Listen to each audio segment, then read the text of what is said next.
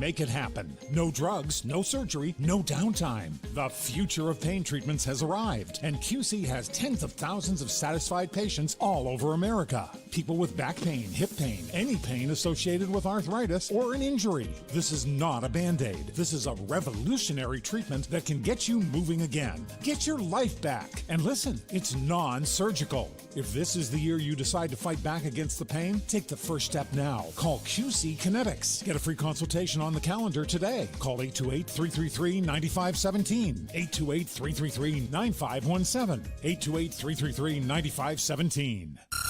Just because they finish earlier now doesn't mean you won't be satisfied. Beer City's best sports talk, brought to you by Ingles Markets. Low prices, love the savings. The Sportsocracy, now noon to 3 on ESPN Asheville. 63 Americans a day die by gun suicide. By storing our guns safely, locked, unloaded, and away from ammo, we can give our loved ones a second chance at life. Learn more at endfamilyfire.org. Brought to you by Brady and the Ad Council. Unlike other health concerns, mental illness is not always easy to see.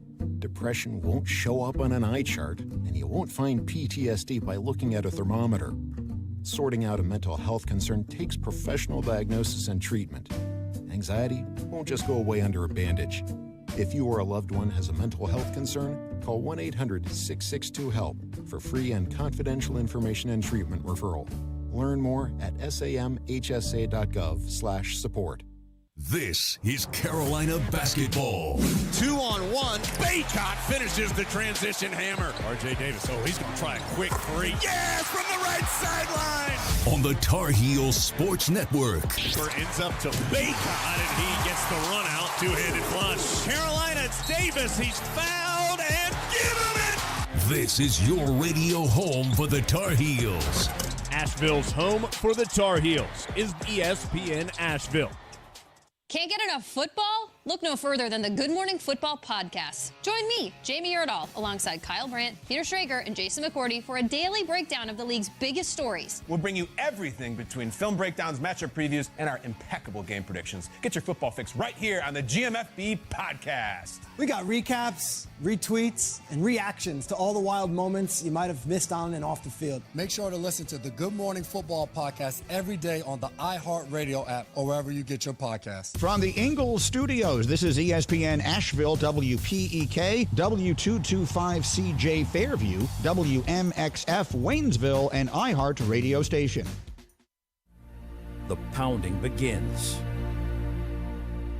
The wagons are circled. Every wind is raidered. It's football time in America, and this republic has never been stronger. The Sportsocracy, Beer City's best sports talk, live from the Ingles studio. It is ESPN Asheville, 92.9 FM, 880 AM, and 1400. The Sportsocracy, heard everywhere on the iHeartRadio app, and we are seen everywhere on YouTube. Go to thesportsocracy.com, click the live video link, subscribe to the channel, join us in the chat. If you're out and about today, around the mountains of western North Carolina, it's going to be rainy and nothing else. Cold and rainy. It's just driving me damn bonkers. Let me guess, kids didn't go to school today? They told me. Well, I mean, it's a holiday. Oh, yeah, it is a holiday. It's a holiday. You're right. So you know. Let me guess, kids won't go to school tomorrow. Hopefully, most of you were able to, have the day off, sit at home, still sit down with us for your, lunchtime dose of dumbassery, and all of the overreactions from Wild Card Weekend. I just have one question. It's a simple question, and it's maybe a rhetorical question. Mm-hmm. Mm-hmm. Let me see if I got this right. I had to learn this from Jimmy Johnson last night. How about them Cowboys? Good God. Yeah. That started to feel like a snuff film about 2 quarters in. Well, look, I'm not really sure how you did that, but somehow you did that. You came in with the best team, right? The best team to take you to a Super Bowl since 1995 or whatever. And that was what you put on the field for the first game of the playoffs? I don't – I mean, if you wanted this, you couldn't have written a script for this to go more horribly, right? Mike McCarthy. Yeah. I mean, we said Friday the only way Mike McCarthy's job was going to come into question is if they got smoked. I did not see a path that they were going to give up damn near 50 points to Jordan Love. Yeah. We'll talk about him a little later in this show because it's time for me to admit that I was the opposite of right. Translation, you screwed that one up there. I don't know. I think we're underselling. I think we're underselling some credit that goes in some other places. Well, but I will admit that I was the opposite of right. Well, look, Jordan Love came out last night and played perfectly, almost against a defense that was putrid, which tells you everything you need to know about the coaches on this team, right? Like. Oh, we've tried to do the whole Dan Quinn. Oh, he could get another shot somewhere. Not today, mister. Seattle had to be sitting there watching that going, are you sure? Are you sure that's who we're hiring? Because that was yikes. You could not pay me. You could not pay me enough to take Dan Quinn on as the head coach of my franchise. I have no ill will towards the Seahawks. I really don't. But I would kill to hear that introductory press conference where some little smart alecky Seattle beat writer gets the first question, Dan Quinn's initial press conference. Dan, right here, Tacoma, Sea News, Sea Lions, whatever it is. Did you forget how to call a defense? Because the last time I saw you, it looked like you were just hitting Ask Madden on every single time. Matt LaFleur went, I think I know what you're doing. I got an idea. And I think I know what you're doing. Mm-hmm, mm-hmm. I for some reason, I don't see the Seattle Seahawks bringing in a coach who just gets trounced by Shanahan offenses. No. Right? Yeah. I mean, smoked like a honey ham against Miami, against Green Bay, against San Francisco. Dan, question right here. Have you figured out how to play that defense that's killed you, or can we expect more of the same? Mike McCarthy's done. He will not be the head coach of the Dallas Cowboys past midnight tonight. Oh, you sure? I'm pretty sure. Look, I don't see any way. I felt that way. Last night watching that, I went, I don't know how you can bring Mike McCarthy back. You can't. Now, you also understand how loyal Jerry Jones is, right? How many years did we say it's time for Jason Garrett to go? How many years did Jason Garrett not go? Mm-hmm. How many years did we say it was time for Wade Phillips to go? How many years did he not? I don't disagree with you that you should. Mm-hmm. I'm not so sure that you will. How many more years Jerry Jones got left? Frankly, he ain't got. I think he's on borrowed time as it is. He ain't got 5 more years. I mean, based on his face, it looks like he should have been dead 5 or 6 years ago. Right. He might actually have been dead 2 or 3 years ago. Right. He's got that whole Kardashian thing going on where, why is your face extending horizontally and not vertically? Mike McCarthy got coach circles around last night.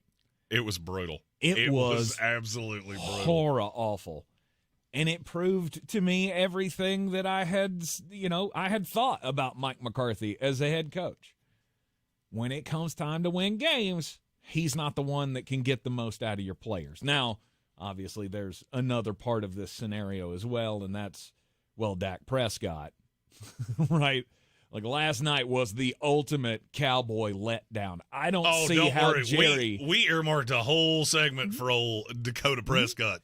But I don't see how Jerry doesn't come in here today wanting to set the world on fire. And Roger Goodell was the first phone call he got last night and was just. We got 2 games tomorrow. I got 2 games to go. Okay, neither one of them is beautiful either.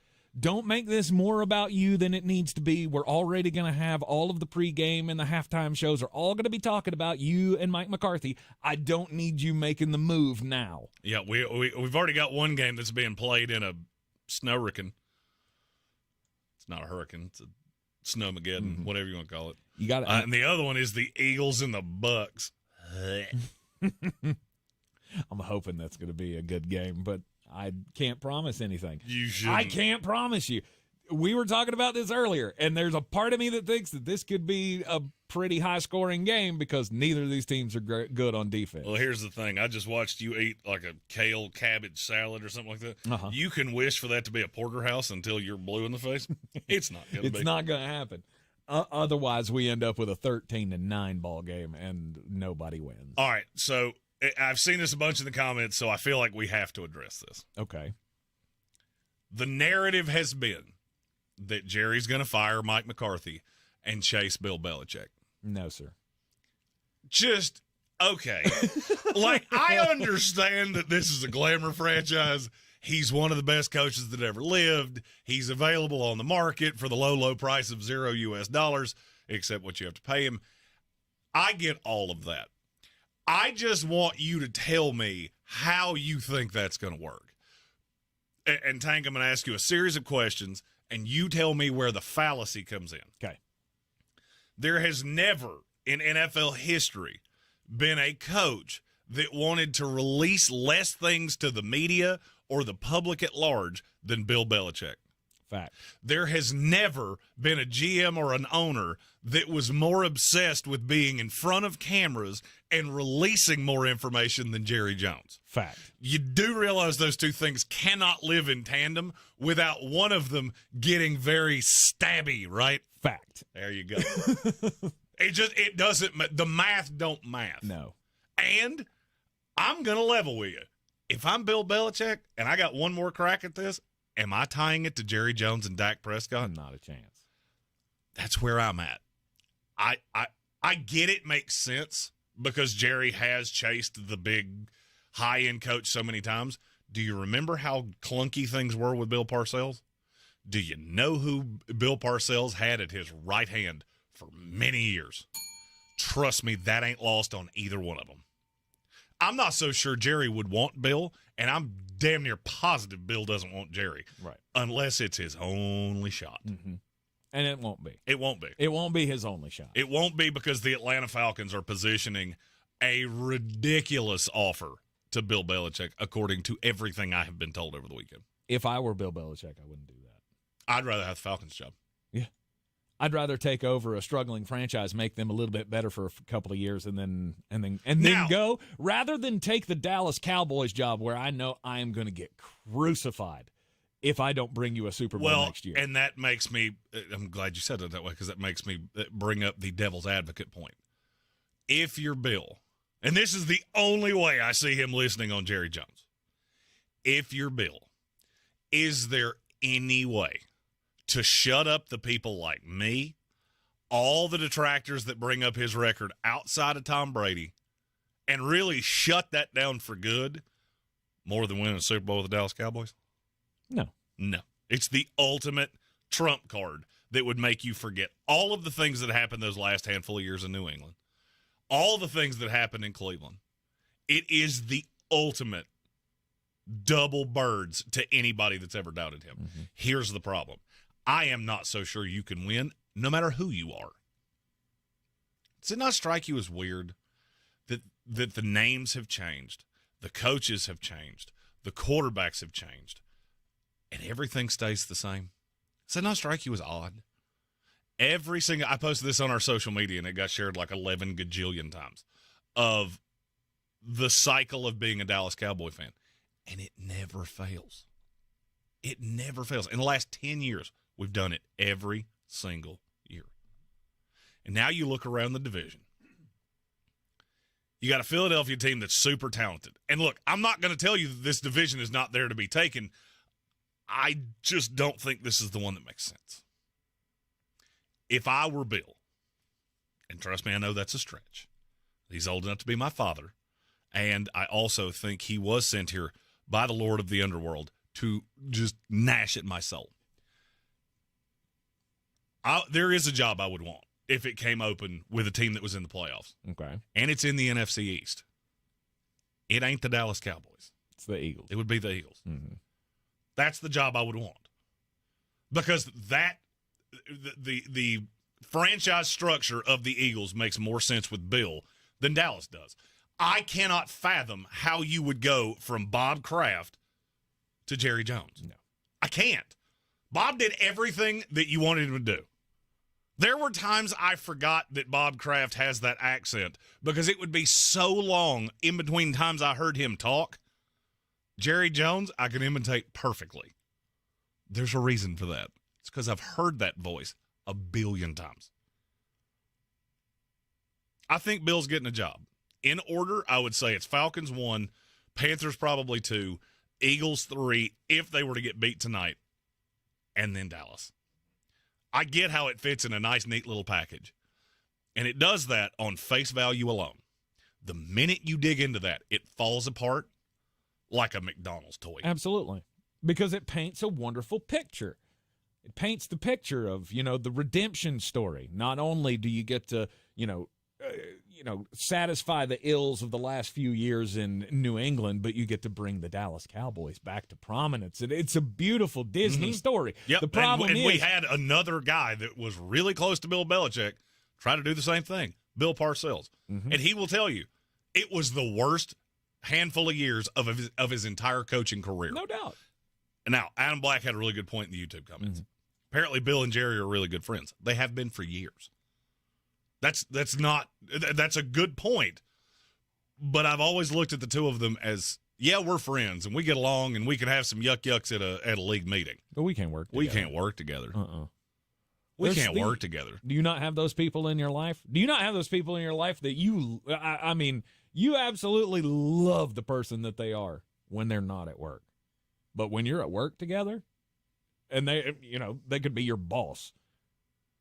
I can't work for them. If you listen to this show and you've listened to this show for a period of time, I think I'm the perfect example here.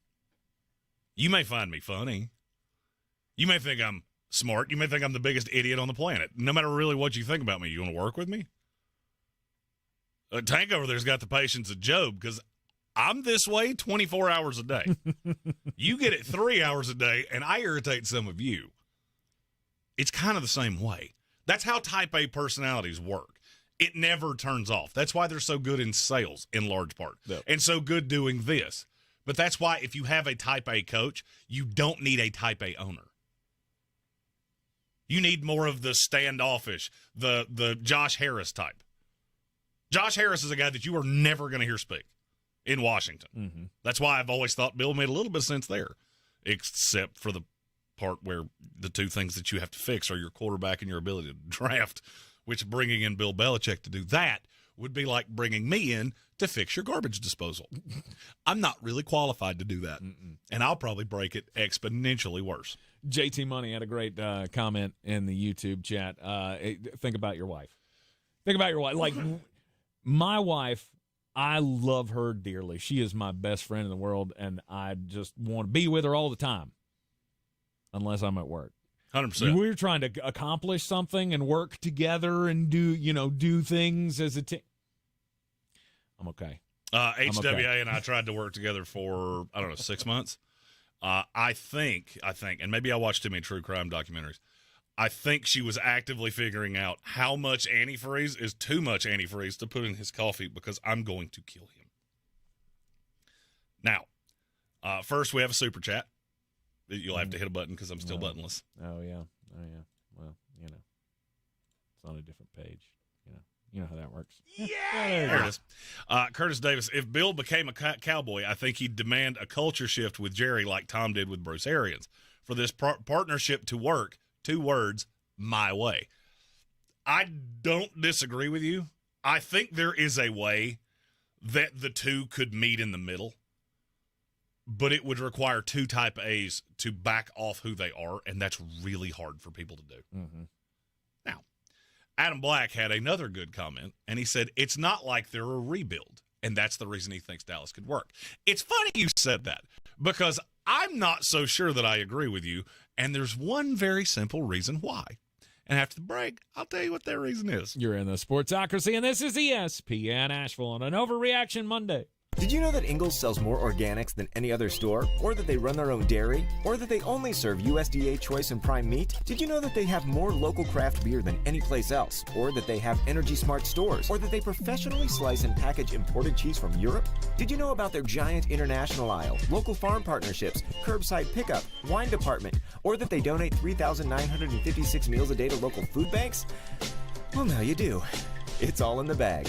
Ingles, low prices, love the savings. We're back counting down to kickoff. Let's look at today's 3 keys to premium pre-gaming with Beast Unleashed, presented by Monster Brewing. Number 1, beat the heat. Unleash the beast with bold, familiar flavors, 0 caffeine and 0 sugar. Number 2, running the option. There's 4 to choose from: White Haze, Peach Perfect, Scary Berries, and my personal favorite, Mean Green. And number 3, at 6% ABV, Max Protect. Always drink responsibly, and you must be 21 or over. Beast Unleashed, available at your local retailer. Showtime Sports and Mountain Graphics have teamed up under new ownership by an Asheville native to better serve our community with the finest custom apparel and unique branded items at the best price. Showtime Sports and Mountain Graphics can customize whatever you, your team, business, or local group may need through high-quality screen printing, embroidery, and laser engraving right here in Asheville. Free personal delivery within Buncombe County and a reduced delivery fee anywhere in Western North Carolina. Visit ShowtimeSportsAVL.com and MountainGraphicsAVL.com. Your one-stop custom apparel shops. With your choice of select sandwich, nugs, fries, and a drink, Wendy's $5 Biggie Bag is your go-to. Your nugget wingman. Your hot and crispy fry co-pilot. Just like us. We're like the bag boys. What? Bag boys, what you gonna do? What you gonna do when we bring your food? For a deal you can count on, bet on Biggie and choose wisely. Choose Wendy's. Bag boys. U.S. price and participation may vary. Includes choice of JVC or crispy chicken sandwich with 4-piece nugs, junior fry, and small soft drink. Third-party delivery pricing may be higher. With all these new winners at the North Carolina Education Lottery Winners Club, we need to decide who's in charge. We need a top prize winner. We need someone who's good with words, like us crossword winners. If elected leader, I will extend the hours during which all winners can use the diamond-encrusted hot tub. Yes. New scratch-offs mean new winners. This month's tickets are packed with $130 million in total prizes. The Winners Club awaits. Must be 18 to play. Approximate overall odds of winning range from 1 in 3.22 to 4.51. Problem gambling helpline 877-718-5543. Progressive presents 10 things on a plumber's to-do list that are harder than getting a small business insurance quote. Waking up for 5 a.m. plumbing disasters, finding out why water is pouring from the ceiling while telling a customer to leave the room, replacing a pipe in a home from the 1800s, then dealing with invoices or your awkward apprentice or that really weird smell, and then there's breathing and eating and, of course, clogs. But the easiest thing on any small business owner's to-do list? Seeing if you could save on the business insurance that's right for you. Get a quote in as little as 6 minutes at ProgressiveCommercial.com. Progressive Casualty Insurance Company. Coverage provided and serviced by affiliated and third-party insurers. The free iHeartRadio app has over 100 commercial-free stations waiting for you to explore right now, like Alt 2K. Don't wanna be an American idiot. A commercial-free look back to alternative from the 2000s. With Foo Fighters, Weezer, Linkin Park, Green Day, the Red Hot Chili Peppers, and more. Just open the free iHeartRadio app, search Alt 2K, and listen now. Try something new for 2024. iHeartRadio. iHeartRadio. Free never sounded so good. The Sportsocracy. That is some good, clean family fun there, eh, Cott? We are back at the Sportsocracy on an Overreaction Monday wildcard weekend. Presented a couple of surprises. We'll talk about the Houston Texans put the beat down on the Cleveland Browns. I have a spicy on every team that played. All of them. Kansas City Chiefs rolling over the Miami Dolphins.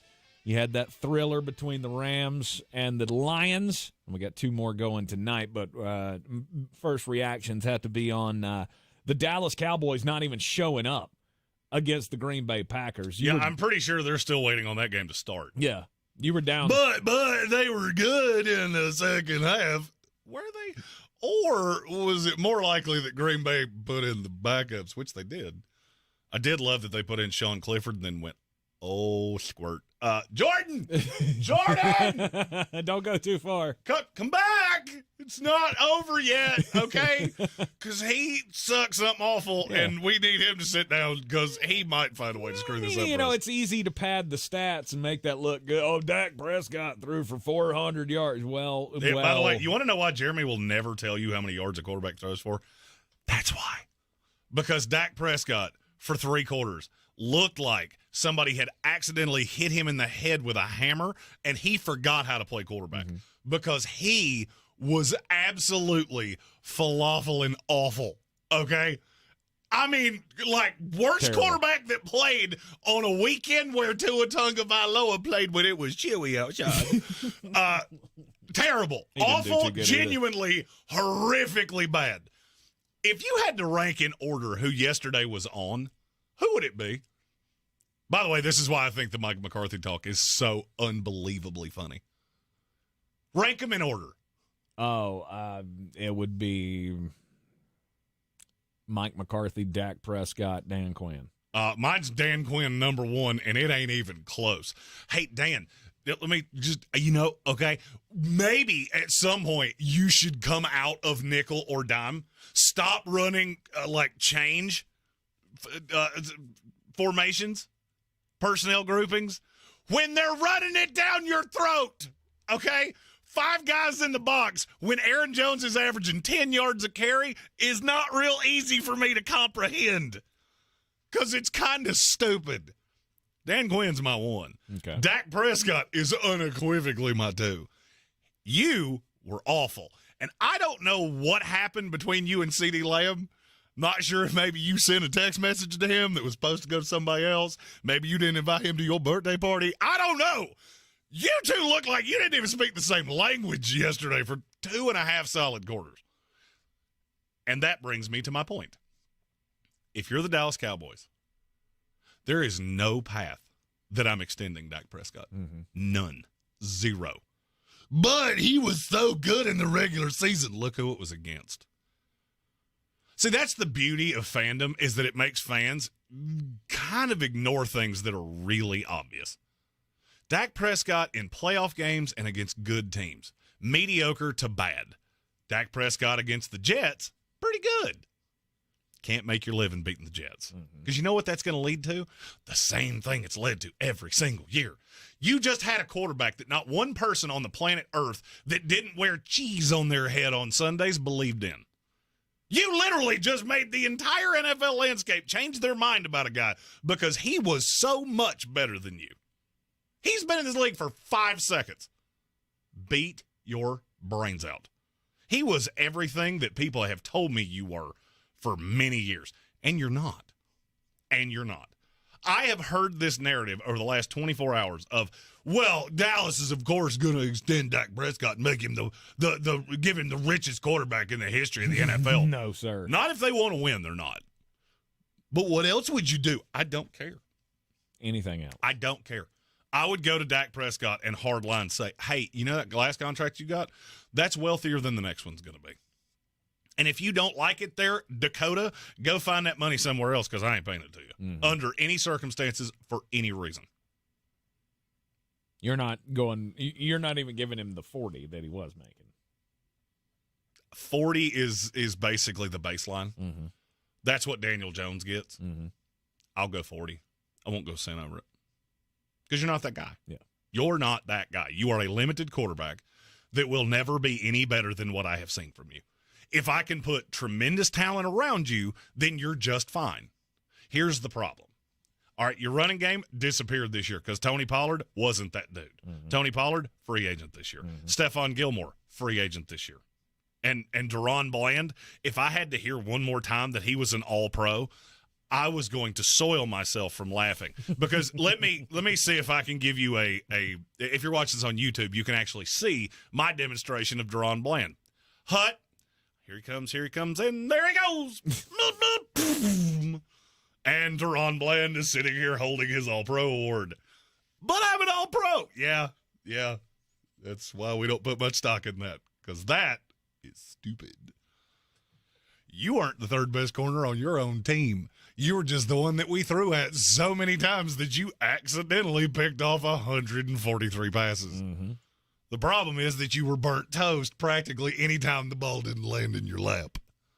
It's weird. It sounds exactly like Trayvon Diggs. It's weird, isn't it? Isn't it weird how that works with Dallas Cowboy corners? Except Stephon Gilmore, who at this point I'm not sure I couldn't outrun. Yeah, last night did not go well. Nah. He didn't. He that Dobbs guy's pretty fast, isn't he? Yeah. Because more than once, Stephon Gilmore was Yeah, like, I think after last night, Romeo Dobbs has officially put himself into the category of you were so good that now I have to pronounce your name correctly. Yes. Even though you spell it wrong, I have to say it correctly because you earned that. By the way, Cowboy fans, I want you to understand how much worse this could have been. Their best receiver had as many catches as I did. The guy that played in the spot where you have struggled all year, that guy didn't do squat. You still got obliterated. Mm-hmm. I can't pay him. I don't care what the alternative is. I'll be honest with you. I'll turn it over to Cooper Rush. That's how down on Dak I am. Well, I would rather have Cooper Rush at $4 million than Dak Prescott at 60. Well, I'm not turning it over to Cooper Rush. I will find a better option than that. But I'm in the camp with you. I can't do this anymore. I'm not sure. Should... For a year, I'm not sure you have a better option. Mm-hmm. You got me before I got you. The reason I said Cooper Rush is not because I have a great belief in him. It's because they're killed against the cap. So it's not like you can go give the money to Kirk Cousins or anybody like that. For a year, you got Dak. For a year after that, you're going to have to either have a rookie or somebody really cheap, and I don't think you're going to bottom out enough to get the rookie. Right. This is quickly going down the path of L.A. Rams last year, right? This is going down that path of where you have 1, 2, 3 good stars on this team, and the rest of it you just kind of got cobbled together. Hope to God that you can get great coaching, right, to rebuild. Dallas is headed down that path because you got to pay Micah Parsons, right? He's going to get the richest deal ever or whatever. You pay Dak Prescott, CeeDee Lamb. That's half of it, right? That's half of what we got to spend practically. Oh, yeah. So you're headed Dallas down this path of we're going unknown here if we dive all in again on Dak Prescott. Looking back on the decision that you made last time, would you do it again?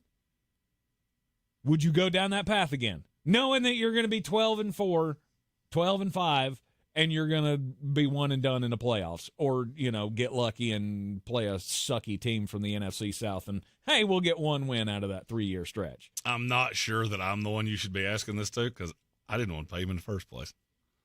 If you recall, we spent about a full year where I kept going, well, you kind of backed yourself into the corner that you have to, but you shouldn't. But that's kind of my point, was even if you were biting your tongue on the last one of, we're kind of stuck in this position where he's the best thing we could get. We don't want to move on, whatever. He's still got a chance to do it. Okay, now you've seen 4 years or 3 years, right? You got one more year. Do you regret making that deal? Do you feel good about that deal? Did you get what you were sold when they signed the deal? I don't think you regret the deal, but I don't think you can double down on it because now you're doing that Daniel Jones thing of how is a guy going to get $10, $15, $20 million a year more expensive and the talent around you get worse and you get better. It's a fool's errand. It's just not going to happen. Do I think I can bring the right coach in here and turn this thing around? Well, how many coaches do we have to try that with Dak Prescott before we go, it's you? I mean, Dak Prescott has officially become that loser friend we all have. Of every single time they meet a woman, things are going well, it's going well, and she's crazy. Every time. After like 6 of them, do you not look at that dude and go, you ever think maybe it's you? You ever think maybe you're either picking crazy women or you're driving them crazy, which is way more likely. Dak Prescott's had a bunch of dudes try to make him a thing. Jason Garrett, Kellen Moore, Mike McCarthy. It's weird. A guy that was a coordinator in this league for a decent period of time. He was coaching this league for a long time. Couldn't make it work. Mike McCarthy, he made it work. Yeah, he was with Aaron Rodgers, but he made it work. Kellen Moore, I didn't really see much of a regression out of Justin Herbert this year. I didn't see the step forward either, but sorry, Dakota, it's you. What's better for the long-term plan in Dallas? Now, is it coming in and getting a coach and trying to win now? Are you going after the Bill Belichick to try to win a Super Bowl in the next 2 years? Please, God. Or I don't ask for much. Or are you going to go down the path of maybe it's time to blow it up, right? Maybe Dak's not the guy. Maybe we need to realize that we need an actual culture here rather than trying to bring somebody in who we think can just get us to the next benchmark. I feel like this is a time that I should ask that we have a Lordman in our YouTube chats, Pastor Adam Black. You got a relationship with the big guy, okay? Maybe just ask for Bill in Dallas, because you talk about a soap opera that would be so much fun to watch. And you add Dak Prescott to that, and it gets exponentially worse. Before we go to commercial, GG Gambling, we have a super chat. If you've got your little button. Uh-huh. Keep those rolling. We'll throw those in as quickly as the conversation allows. The NFL thinking it was a great idea to give the worst officiating crew the literal best game of the weekend blows my mind. Also, he went double birds to the Lions and the Saints. He is a Rams fan. Now, I'd be remiss if I didn't point this out. Yes, there were some blown calls in that Lions-Rams game. I'll admit that. A, the right team won. B, it was bad on both sides. And C, the best official in that building was standing beside Sean McVay. That part I don't understand. Okay, without a doubt, our best official is standing on the sideline in a jumper. NFL, just okay. With the officials, can we not? Also, the worst call of the night went against the Lions. No. How do you not see he's offsides? You're standing on the line. Is he on the right side of you? That's offsides. Is he in front of you? Also, that's neutral zone infraction. If he's to the left of you, he's fine. You couldn't even figure that out. More Overreaction Monday coming your way next, right here on ESPN Asheville. This is your Exergen Temporal Scanner weather forecast on ESPN Asheville. Expect some clouds this afternoon with a cold rain and a high near 41. That rain will eventually transition over to a mix of snow, sleet, and freezing rain at times overnight with a low down to 24. That could create some slick spots, especially on some of the bridges and overpasses. A little bit of light freezing rain to begin Tuesday, then a few breaks in the clouds through the afternoon with a high near 28 degrees. Partly cloudy tomorrow night, a low plunging to 9, and sunny but cold for Wednesday with a high close to 36 degrees. I'm Jeff Marr from the Weather Channel. This report is sponsored by Wendy's. Wendy's Breakfast 2 for $3 Biggie Bundles lets you choose your perfect duo from your fave 4, like a sausage or egg and cheese biscuit, small seasoned potatoes, or medium hot coffee. Limited time only during breakfast hours. U.S. price and participation may vary. Not valid in the combo. Single item at regular price. You can make the decision right now to get lasting relief from that awful joint pain for 2024. Don't go another year compromising because of that pain in your knees or shoulder. Call QC Kinetics now. QC Kinetics is the nation's leader in regenerative non-surgical pain relief. Your body has what it needs to restore and repair that damaged joint tissue, and QC Kinetics can make it happen. No drugs, no surgery, no downtime. The future of pain treatments has arrived, and QC has tens of thousands of satisfied patients all over America. People with back pain, hip pain, any pain associated with arthritis or an injury. This is not a Band-Aid. This is a revolutionary treatment that can get you moving again. Get your life back. And listen, it's non-surgical. If this is the year you decide to fight back against the pain, take the first step now. Call QC Kinetics. Get a free consultation on the calendar today. Call 828-333-9517. 828-333-9517. 828-333-9517. Shop the closeout event now at Lowe's. Get up to 35% off select major appliances. Plus, save an extra $100 when you spend $999 or more on all major appliances. Valid 1/4/24 to 1/24/24. Selection varies by location while supplies last. See Lowe's.com for details. Running a small business is no small task. At Home Trust Bank, we work hard to prepare businesses for whatever tomorrow may bring. Your dreams are our business, and we have local experts who can help you plan for a successful future. Dependable guidance you need and service you'll appreciate. At Home Trust Bank, we take your small business banking personally. Visit your local Home Trust branch or anytime at htb.com. Member FDIC. If cleanliness is next to godliness, look around the car right now. Is that very godly? Look, life comes at you fast, but so does WBNC Auto Detailing. They have the tools to make your interior look like it's coming off the showroom floor. You don't believe me? Check them out on Instagram. All that filth and years of stains disappear. WBNC Auto Detailing does full interior and exterior details with paint correction, and they do wax and ceramic coatings. Call WBNC Auto Detailing at 455-3700. Premium care with a Southern hospitality touch. If you're looking to buy, sell, or invest in real estate in the mountains, you need to call the agents at Clarissa Sells WNC, brokered by eXp Realty. Check us out online at clarissasellswnc.com. Download our free app on Google Play or the App Store. Type in Asheville Home Search. You'll be able to connect with our team and see all the available homes for sale in our area. For more information, contact us today at 828-774-6343 or clarissasellswnc@gmail.com. Boy, you must be outside your mind. The Sportsocracy. Just a bit outside. He tried the corner and missed. Back in the Sportsocracy on ESPN Asheville. How many engineers do you think are scrambling right now, Jeremy, with the NFL over the Patrick Mahomes helmet thing? I've never said that was a new one. As soon as he got hit, I looked at Amy and went, "What the hell was that on his helmet?"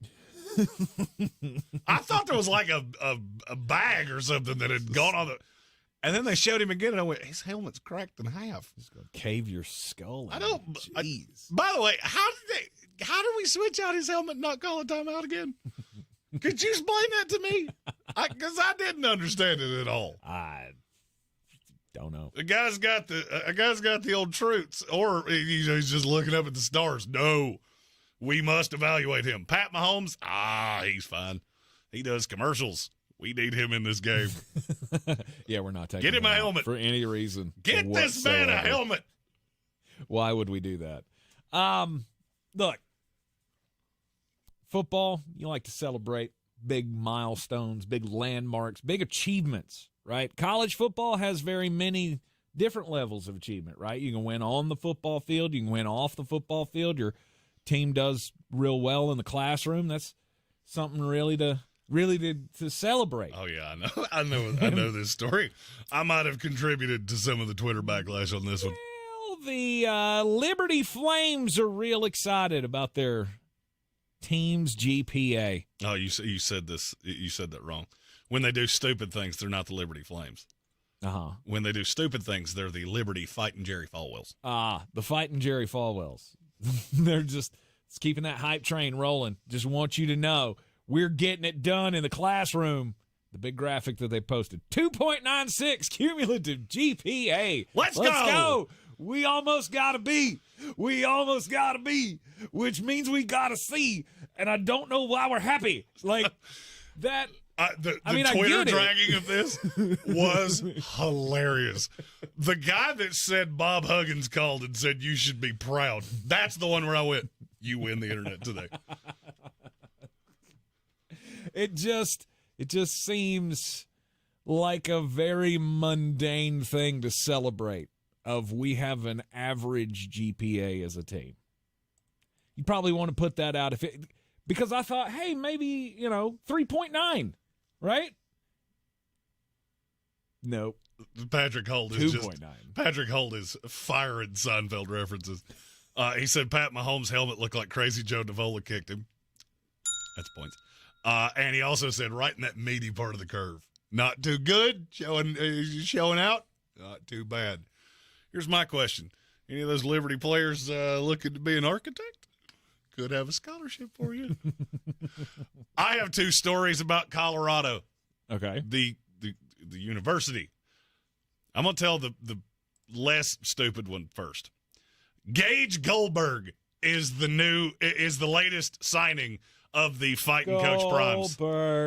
Goldberg. Yeah, that one. Yeah. He's the son of WWE legend Bill Goldberg. Am I the only one that finds it really odd that he signed at Colorado? Why? Wouldn't you think? I mean, his dad went to Georgia. Mm-hmm. They're from Atlanta. Mm-hmm. So he should go to Tech? If he's going to Colorado, he's not good enough to go to Georgia. So... Oh, there's that hubris. There's that hubris There's again. that hubris. Hey, Clemson fans, you want to tell him? It comes shortly before the fall. I'm just throwing that out there. The other story I have from Colorado is about Coach Prime. Mm-hmm. Robert Griffin III, he's got an idea that Mike McCarthy should no longer be the head coach of the Dallas Cowboys. I think a lot of us would agree with that. And he's got the idea for who the replacement would be. Here's the quote. You need Coach Prime. That's right, Deion Sanders. Coach Prime. Coach Prime knows how to win in Dallas. He knows what it takes to have a championship mindset. He knows how to hold guys accountable, and he's a culture changer. Yes. Professor Griffin III, I have a question. He couldn't make a bowl game at Colorado, and you want to send him to Dallas? Please do that. Really? You understand how badly that would end, right? Deion's not an NFL head coach. All right, there are certain guys. Virtually any college Johnny Rah-Rah guy, that ain't an NFL coach. You know why? Because very highly paid grown men look at guys that do that and go, hey, how about you do me a favor and shut up? I don't need your little Johnny Rah-Rah speech. And your us against the world thing doesn't work with grown millionaires. Anything to add there? No. Okay. You nailed it. You nailed it. That's the reason you're never going to see Kirby Smart, Dabo Swinney, Deion Sanders. None of them. They're not NFL head coaches. Works just fine in college, and I think Coach Prime will be fine at Colorado. He ain't an NFL head coach. Mm-hmm. He's not. He is not. Gambit fan says, yes, please. Please get Coach Prime in Dallas. Then they will never not win the division. That should, when you start talking about coaching hires, when people that pull for your division rivals go, yeah, do that. That should tell you this is a stupid idea. Everything you need to know, which is how it goes. All right, Danny it's Brock, time. The common denominator for losing in Dallas is Jared Jones. Mm-hmm. Correct. Yes. It's time. I did love his interview with the media. They asked him, he said, this is the worst defeat I could remember. And the next question was, where would you rank this in terms of defeats? I really wish he'd just looked at him and said, what, are you stupid? What'd I just say? Don't need to say it again? Because I'll say it again. Because I'm already ready to fight somebody like a man, and it can be you. It's time, Jeremy, for all of us, really, to put away the thoughts that, well, Jordan Love's just not good at football. Because he absolutely proved it last night. It was a perfect showing for Jordan Love. What was 99.3 QBR last night against the Dallas Cowboys? Now, we already talked about how it was the highest QBR in a playoff game for any NFL quarterback since QBR became a statistic. Mm-hmm. We've already talked about the fact that Dan Quinn and the defense, they didn't get it. Whatever it was, it's a flawless game plan by Matt LaFleur. But you have to give the flowers to Jordan Love for executing. Okay, I need you to do me a favor. Mm-hmm. I need you to look in your computer over there. Mm-hmm. There is a song that I'm really fond of. They play it for ASPCA commercials, and I need you to play that in the background while I say what I'm getting ready to say. Mm-hmm. And I'm gonna give some context. I detest being wrong. I like being right more than I like being alive. And I am right a lot. But when I'm wrong, I tend to be really, really wrong. Really wrong. And I'm to the point of this is one of those times. Mm-hmm. I'm still thinking. Of course it is. Yeah. We don't ask for much. Equipment that runs it faster than the speed of smell. That would be sweet. You were almost there. Give me just another couple of seconds. Well, I mean, and that's the thing, is that I did not like Jordan Love coming out. There it was. There it is. I didn't like Jordan Love coming out of Utah State. I saw things in the tape that really bothered me. I never doubted the arm talent. We always knew he had arm talent. But I feel like this is a time to really look back on some of the things I said. That the Green Bay Packers should be looking to draft Caleb Williams.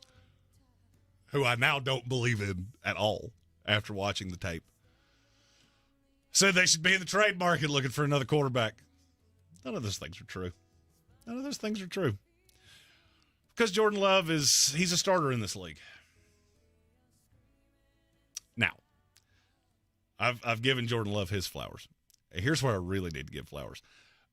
That front office is really, really good at what they do. I'm not sure I've ever seen a better young combination of receivers that don't have a one. There's no one on this team. It's not Romeo Doubs. He was the one yesterday. He hasn't been over the course of this entire season. Mm-hmm. It's been Jaden Reed. It's been Christian Watson. It's been Luke Musgrave. It's been Tucker Kraft. Bo Melton coming out of nowhere. Mm-hmm. Dontavian Wicks. I think that's what everybody's losing here, is that they have put this kid in a perfect position to succeed. And he has taken it and run with it. And especially when you can give him a run game like he's had. Well, I mean, yeah, right? you got the Aaron Jones. last month of the season, Aaron Jones has been carving up defenses. No running back in the NFL had more rushing yards the last 3 weeks of the season than Aaron Jones. It is a perfect combination of things, and everybody's heaping the praise on Jordan Love, and I understand it. He deserves a good amount of it. Seriously, he deserves a lot of it. He was damn near flawless yesterday. But don't slight these other guys at the expense of Jordan Love. Jaden Reed, I know he didn't have a catch yesterday. He's still a dog. Dontavian Wicks is a dog. Romeo Doubs, who now has earned the right to have his name pronounced correctly, in spite of the fact that he spells it incorrectly. Dog. Tight ends, dogs. I mean, you just look at Green Bay. I'm officially to the point of, with the Green Bay Packers, you know what? Let's just let it ride. We'll give it a minute. Brett Favre was a disaster with the Atlanta Falcons. He was not a disaster with the Green Bay Packers. They have institutional franchise stability from the top down. There's no owner. It's owned by the fans. You see very little turn in the front office. I mean, you remember when we were talking about Brian Gutekunst has got to go. Oh, yeah. I'm not sure he shouldn't be executive of the year. Seriously, I'm not sure he shouldn't, that he has not done the best job of any GM in this league, and that's with what Houston did. Because I'm not sure this isn't more impressive. You took a quarterback that nobody I know believed in. Nobody. Not one scout that I know believed in Jordan Love. And you made him a thing. We universally mocked you. Going, you just think you can throw anybody out there. You let him sit for 3 years, and he's a dude. He's a dude. Now, once he gets paid, am I sure that he's going to continue to be the same dude? No, I'm not. I'm not. Because I'm not sure he's elite, but I am now, for the first time, open to the possibility that he is going to be elite. Mm-hmm. I'm not ready to say that yet. You got a lot of talent on that Green Bay team. And they came in and punched Green Bay in the mouth. Or punched Dallas in the mouth, excuse me. And if you don't think that meant a lot to them, go watch how Rich Bisaccia walked to the locker room last night. He was screaming, how about them Cowboys at Cowboy fans? They were tired of the talk of how good Dallas was and that they backed into the playoffs. Yeah, that was all the talk, was that Green Bay was just kind of here because, right, the NFC sucks so bad, and you just kind of fell into a playoff spot. And none of us thought that Green Bay could win this game, much less most of us were on the Dallas Cowboys, right? They were a 10-point favorite. Who I undervalued was Matt LaFleur. Mm-hmm. We all said he was the problem because things didn't go swimmingly with Aaron Rodgers. I think it's time to acknowledge, and Joshua Snyder just said this in our YouTube chat, what I'd say is Love fits the system perfectly. I agree. I think they contoured the system to Love. Love contoured himself to the system. They added all the pieces. They threw things against the wall to see what sticks. And if I were the Carolina Panthers, I'd be doing the same thing. If I were the Atlanta Falcons, I'd be doing the same thing. If I were any of these teams that really struggle offensively, I would be taking what Green Bay just did. Because how many times have I said this draft is flush with receivers? This year you can do the exact same thing. Mm-hmm. You can take 4 receivers in this class and be Green Bay 2.0 if you do it correctly. Throw every weapon at it possible. Give your quarterback the best chance to succeed. Give him the best weapons possible. And here's the thing. Okay. What I'm getting ready to say is not a shot at Jordan Love. It's going to sound like I'm trying to double down on being right. I'm not. I'll admit it. I was wrong. If you put Jordan Love in Carolina and Bryce Young in Green Bay, I think you would see some stark similarities in that Love would look really bad in Carolina with no weapons, and Bryce Young would look markedly better in Green Bay with a solid line and good weapons. That's the way the league works. We worry about the quarterback way too much and don't give nearly enough praise to the other guys. Jordan Love deserves all his flowers. So do the other guys on that offense that came in there, for lack of a better word, pissed off. You keep talking about how we backed into the playoffs. No, we started poorly. No team in the NFL was hotter than us the last 6 weeks of the season. There were just a lot of people like me that didn't want to believe it because it was Jordan Love. Well, here's the thing. I believe it. I am officially to the point of I believe it, and if you don't believe it, that's on you. And the fact they're a 10-point dog next week at San Francisco is laughable to me. Laughable. I'm already in on it because I think that line's going to dive. Yep. How low does that go? How much I'd say action it you stops think at that 8.5. I think it will come down to 8.5. Okay. I mean, and I'm getting a lot of comments of the offensive line and the receivers, and all of that deserves kudos. You lost your left tackle. Your left tackle hasn't been healthy in God knows how long.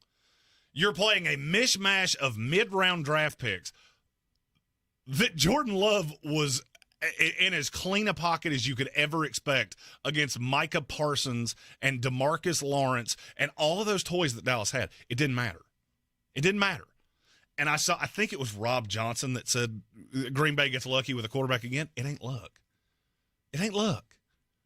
This is what happens when you, from the top down, have continuity within the system. This offensive scheme has changed 3 times in the better part of 2.5 decades. It really helps boost up quarterbacks that, in large part, the league didn't believe in. Favre was a second-round pick that the Jets and the Falcons really believed in. Ron Wolf leaves the Jets, becomes the GM of the Packers, and goes, hey, I can make that guy think. And he did. Aaron Rodgers fell like a rock. Everybody in the league thought he was going to be the number 1 pick. Alex Smith goes 1. Nobody believed in him. Falls like a rock, goes to Green Bay. They ingratiate him into the system. They boost up the things that he does well. They hide the things he doesn't do well. And then next thing you know, he's a 4-time MVP, future first ballot Hall of Famer. Do I think Jordan Love will be that good? This is a way different league than it was back then. It is hard to keep all these toys around him. But right now, and this is where the shocking part of this comes in. In the NFC, you have 5 quarterbacks left. Jordan Love, Jared Goff, the 2 that play tonight, and Brock Purdy. That's Jalen Hurts, Baker Mayfield, Brock Purdy. I'd take Jordan Love over every one of them and wouldn't think about it. Wouldn't think about it for a second. The only one even close is Jared Goff. And as long as you've got that gives you more hope to win these games than you think. Yep. So I'll admit it. I was wrong. All you Green Bay Packer fans that could you stop messaging me at 3 o'clock in the morning? Your point is just as valid at 10 a.m. as it is at 3. Okay? But I'll admit it. You were right.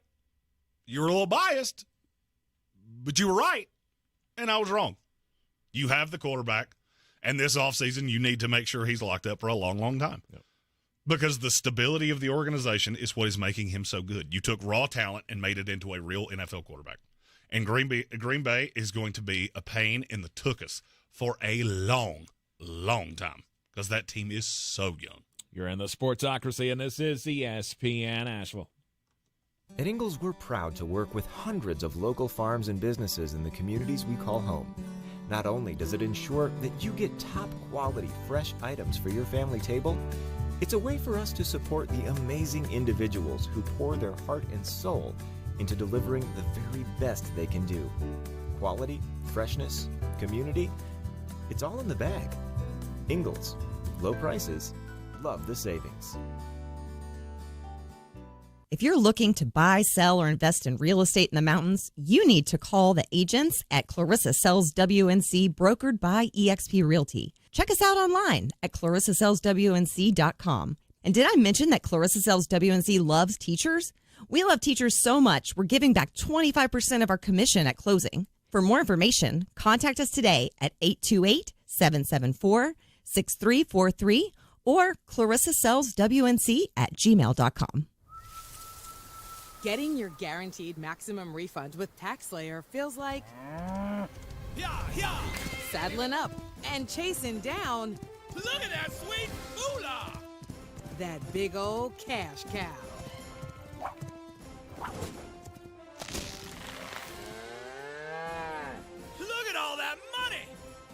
File for free with TaxSlayer Simply Free and get your guaranteed maximum refund.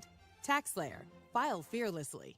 Win $1,000 in inflation compensation. I just won $1,000. And kick your new year into high gear. What? No way.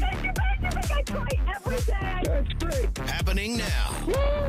Brought to you by PSG. PSG Traffic Services exists to save lives by providing safe work zones and to provide all your traffic needs. PSG is hiring team members. Excellent pay and benefits. Call 910-821-1720 or visit psgtrafficservices.com.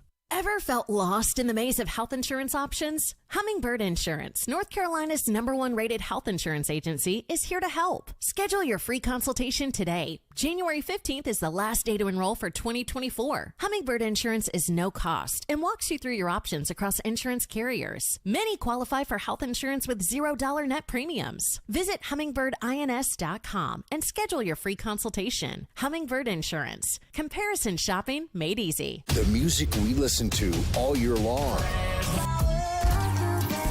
The anthems that were our soundtrack for 2023. And the stars who made the songs we love will all be celebrated. Live from Los Angeles on Fox, April 1st. Be here as the nominees for our 2024 iHeartRadio Music Awards are announced. Let's get it started. Thursday at 9 a.m. With your choice of select sandwich, nugs, fries, and a drink, Wendy's $5 Biggie Bag is your go-to. Your nugget wingman. Your hot and crispy fry co-pilot. Just like us. We're like the bag boys. What? Bag boys, what you gonna do? What you gonna do when we bring your food? For a deal you can count on, bet on Biggie and choose wisely. Choose Wendy's. Bag boys. U.S. price and participation may vary. Includes choice of JVC or crispy chicken sandwich with 4-piece nugs, junior fry, and small soft drink. Third-party delivery pricing may be higher. This is your Exergen Temporal Scanner weather forecast on ESPN Asheville. Expect some clouds this afternoon with a cold rain and a high near 41. That rain will eventually transition over to a mix of snow, sleet, and freezing rain at times overnight with a low down to 24. That could create some slick spots, especially on some of the bridges and overpasses. A little bit of light freezing rain to begin Tuesday. Then a few breaks in the clouds through the afternoon with a high near 28 degrees. Partly cloudy tomorrow night, a low plunging to 9. And sunny but cold for Wednesday with a high close to 36 degrees. I'm Jeff Marr from the Weather Channel. I'm starting the new year by making my home feel like new with the advanced cleaning of Zero Res. Take advantage of their New Year's sale. Get 3 rooms of carpet clean for only $119. And when you mention ESPN Asheville, you'll get a hallway clean for free. Schedule online at ZeroResAsheville.com. Wendy's breakfast 2 for $3 Biggie Bundles lets you choose your perfect duo from your fave 4, like a sausage or egg and cheese biscuit, small seasoned potatoes, or medium hot coffee. Limited time only during breakfast hours. U.S. price and participation may vary. Not valid in the combo. Single item at regular price. From the Ingalls Studios, this is ESPN Asheville, WPEK, W225CJ Fairview, WMXF Waynesville, and iHeart Radio Station. The Sportsocracy. It fires me up, man. I love it. Say it one more time. The Sportsocracy. Shake it back! Beer City's best sports talk. It is gross. Just earlier. They are mature, actually. You just have to get to know them better. Your lunchtime dose of dumbassery. Live from the Ingalls studio. Back in the Sportsocracy on ESPN Asheville, coming to you live from the Ingalls studio. ESPN Asheville, 92.9 FM, 880 AM, 1400. And we're heard everywhere on the iHeartRadio app. Take us with you everywhere you go. You can also see us on YouTube when we're live at the Ingalls studio. Go to thesportsocracy.com, click the live video link, subscribe to the chat so you can join us. You can comment on all the things. You can even super chat like our buddy Gage Camplin did. That's right. Yeah! I started with, you should tell Sirianni that. Not a real big fan of Nick Sirianni and the backslide of the Eagles. We will talk about their game in the next hour. Then he followed that up with, any chance Green Bay beats San Francisco? I will say yes. I think there is a chance that they beat San Francisco. Yeah, there's a chance. There's a chance, but I don't like it. I have been a big believer in San Francisco all year long. And Green Bay beating the Cowboys was a statement, yes. But was it really, this is how good Green Bay can be, or this is how bad Dallas can be? I think it's a mix of both. And I agree. You can't completely discount Green Bay because of this. Obviously, there's some talent on this team, and when an opposing defense lays down, they can score a bunch of points, win a game. They got a lot of talent, no doubt about it. I just don't know that I'm ready to go all in with, this is the start of something great here. This is still Matt LaFleur, right, that I've seen him have great players and great rosters and get just almost there. And then it all collapses. Matt LaFleur against Kyle Shanahan. It's a master-student kind of a thing. I don't know. It's going to be fun. I don't expect San Francisco to just beat the holy hell out of them. I think it's going to be way closer than that. Yeah. You think it's going to be a real close game, and that's why when it opened up at San Francisco -10. Mine. I will take that. I will have that. I will hug it and squeeze it and call it George. Yep. Kansas City Chiefs, Miami Dolphins, 26-7. Chiefs win. I would say that wasn't predictable, but we predictabled it. Well, I mean, it's hard to expect a team that doesn't normally beat good teams to go on the road to one of the toughest environments to play in normal weather. And then you send them out there to play in -30 wind chills, and they got out-coached. Am I the only one that thought Miami looked really slow? Yeah. You took all the speed. You took all the talent. Devon Achane. That looked like the running back I graded out of Texas A&M. Put it on ice. That didn't look like a guy that, you're fast. You have no vision whatsoever, and if I don't get you out in space, you can't do squat. Raheem Mostert, completely irrelevant. Now, that was in large part because Mike McDaniel went, hey, I know it's like 4 degrees, and I know our quarterback is from Hawaii and played at Alabama, and this is probably the coldest game he's ever been. This is probably the coldest he's ever been in his entire life. But let's really put all of this on his shoulders because that's a brilliant idea. I think it's time to call that Miami, the Miami build into complete question. Okay. I'm not sure you can win like that in January. Name me the place in the AFC that you're going to play where that works. If you're not the 1 seed in the AFC, just go down the other seeds this year. Houston, because that's a dome. Mm-hmm. Other than that, you're looking at Buffalo, Pittsburgh, Kansas City, Baltimore, and Cleveland. Yeah, it's real cold there in January. And you have a roster that is fantastic in September. When it's 70 degrees outside and you're on a fast track, you're unbeatable. Get to January and you look real beatable. Mm-hmm. But that's where I thought the running game would come into play, right? You would lean more on your running game. I don't think Mike McDaniel can do it. I don't think it's in his DNA. And if you remember, we did this same thing with Kyle Shanahan for a long time. Mm-hmm. Basically, until he got Christian McCaffrey, we did this regularly. Do you just forget to run it for 2 quarters at a time? And, I mean, I'll be honest with you, it's not even that it was ineffective. No, they Devon averaged Achane like was 5 yards ineffective, per 4.2. Yeah, something like that. Devon Achane was not effective. Raheem Mostert was fine. He had 8 carries. Mm-hmm. You ran it 18 times in a game that was 3 degrees. That's what I was most shocked about, was that you just kept trying to do these little screen passes with Tua and Tyreek and all of that. He's done that all year long. Why would you think it's going to change now? I just thought amongst the conditions, maybe the game plan would change a little bit more because, I mean, that makes it infinitely harder to do the things that you do when it's that cold, right? When your body's not wanting to work the way it works normally, and 70-degree weather down at Hard Rock Stadium, you can't do the same things that you're used to doing, and there was no variation. And Mike McDaniel can't do it. I guess not. He can't. He is another in a very long line of coaches. And all you got to know, just look at him. Just look at him on the sideline, wearing his capri pants and his Jordans and his watch like mine that's 15 sizes too big. You think you're the smartest dude in the room.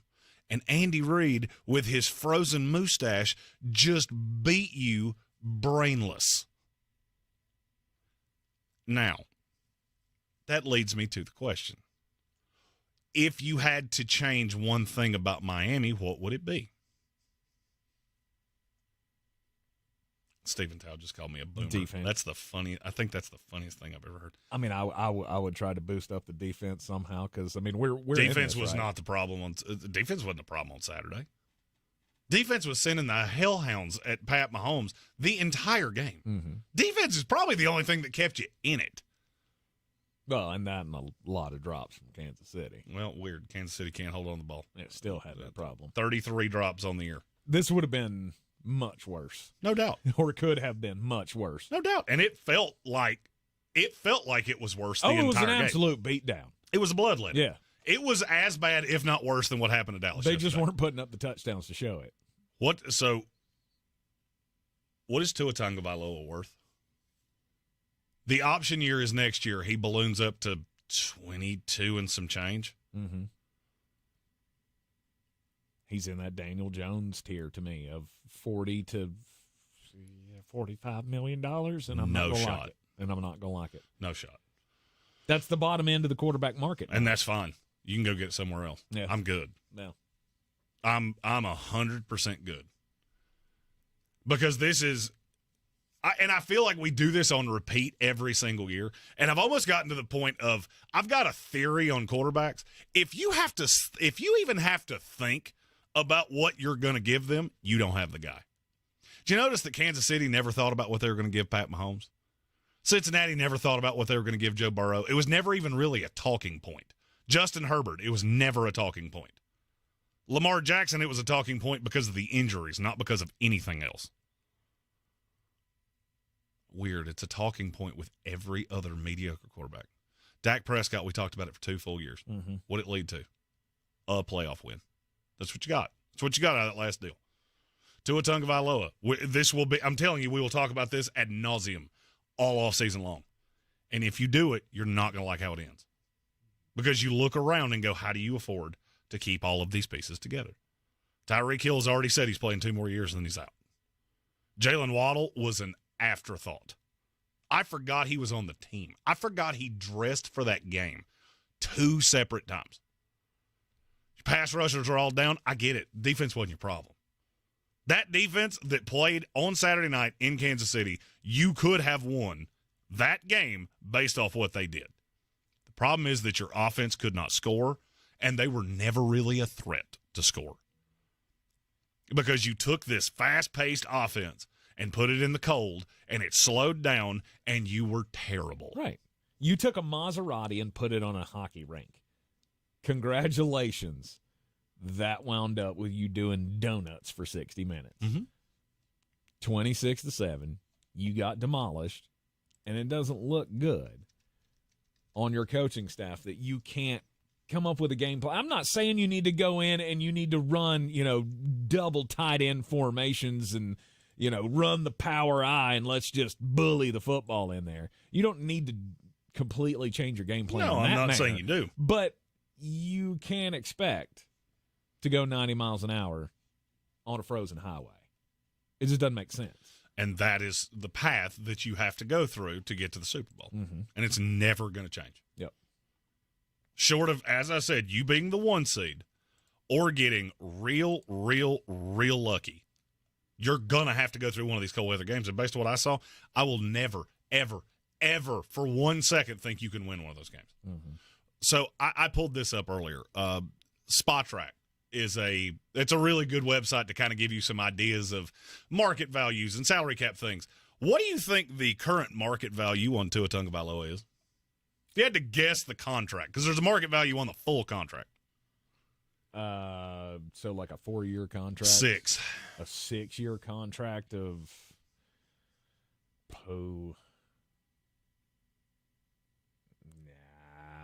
$270 million. 302. Wow. $50.4 million average salary.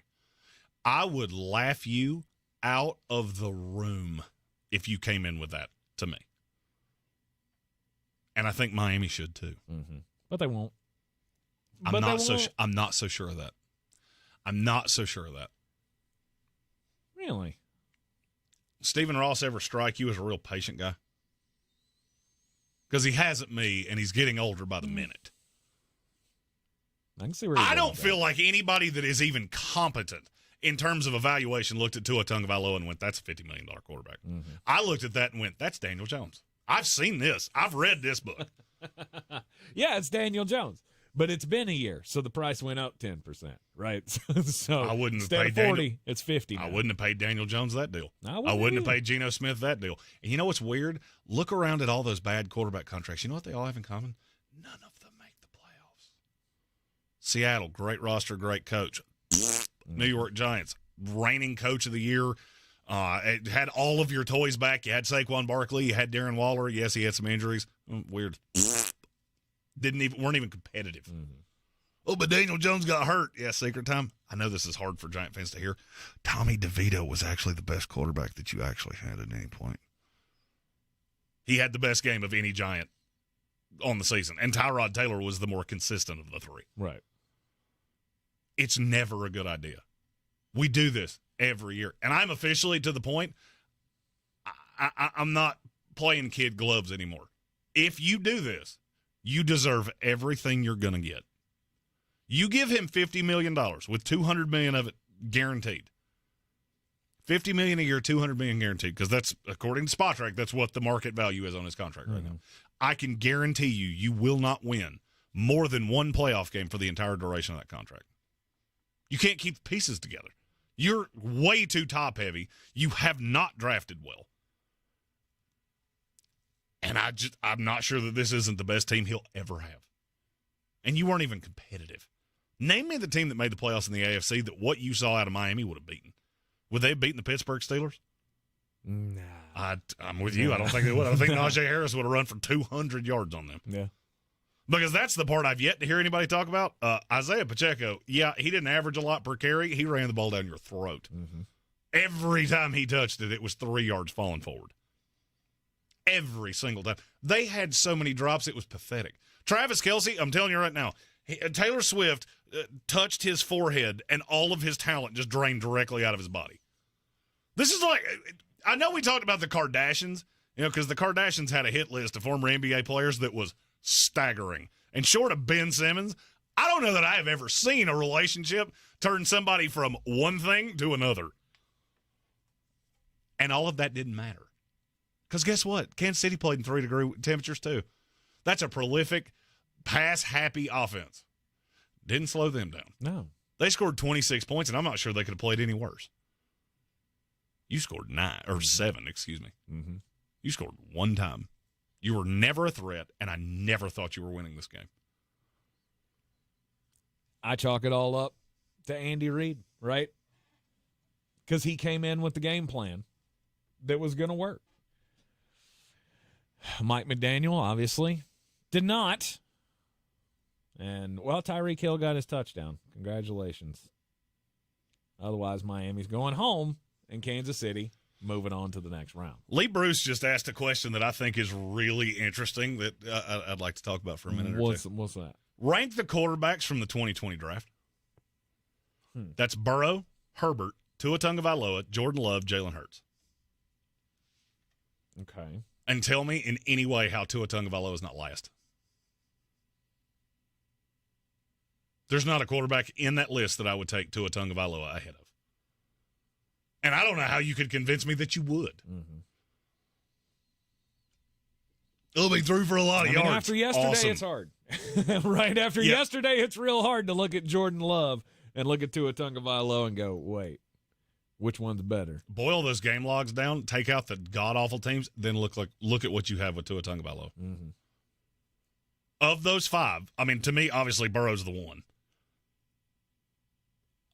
I can't believe I'm about to say this out loud. Jordan Love's the 2. No. Jordan Love's the 2. Herbert's the 3. Hurts is the 4. Tua is the 5. Wow, that feels like an overreaction.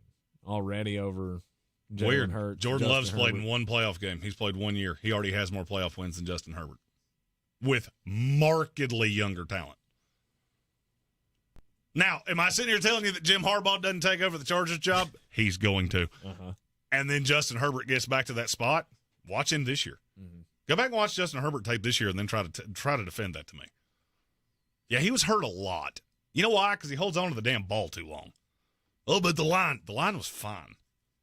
Probably no team in the NFL has invested more into their offensive line than the Chargers. And yet he still got battered. And that's the order I would go in. Burrow 1, Love 2, Herbert 3, Hurts 4, and I think a reasonable drop-off to Tua at 5. Can't pay that guy $50 million. Not and expect to win anything. But you'll be competitive. And if 9-8 is your soiree, you go ahead and do that. You're in the Sportsocracy, and this is ESPN Asheville. If you're looking to buy, sell, or invest in real estate in the mountains, you need to call the agents at Clarissa Sells WNC, brokered by eXp Realty. Check us out online at clarissasellswnc.com. Download our free app on Google Play or the App Store. Type in Asheville Home Search. You'll be able to connect with our team and see all the available homes for sale in our area. For more information, contact us today at 828-774-6343 or clarissasellswnc@gmail.com. At Ingles, whether we're celebrating Friday night rivals, televising college basketball games, bringing the Fan Fest to semi-pro soccer, or taking you out to the ball game at your minor league park, it's all in the bag. Ingles, low prices, love the savings. If cleanliness is next to godliness, look around the car right now. Is that very godly? Look, life comes at you fast, but so does WNC Auto Detailing. They have the tools to make your interior look like it's coming off the showroom floor. You don't believe me? Check them out on Instagram. All that filth and years of stains disappear. WNC Auto Detailing does full interior and exterior details with paint correction, and they do wax and ceramic coatings. Call WNC Auto Detailing at 455-3700. Premium care with a Southern hospitality touch. Running a small business is no small task. At Home Trust Bank, we work hard to prepare businesses for whatever tomorrow may bring. Your dreams are our business, and we have local experts who can help you plan for a successful future. Dependable guidance you need and service you'll appreciate. At Home Trust Bank, we take your small business banking personally. Visit your local Home Trust branch or anytime at htb.com. Member FDIC.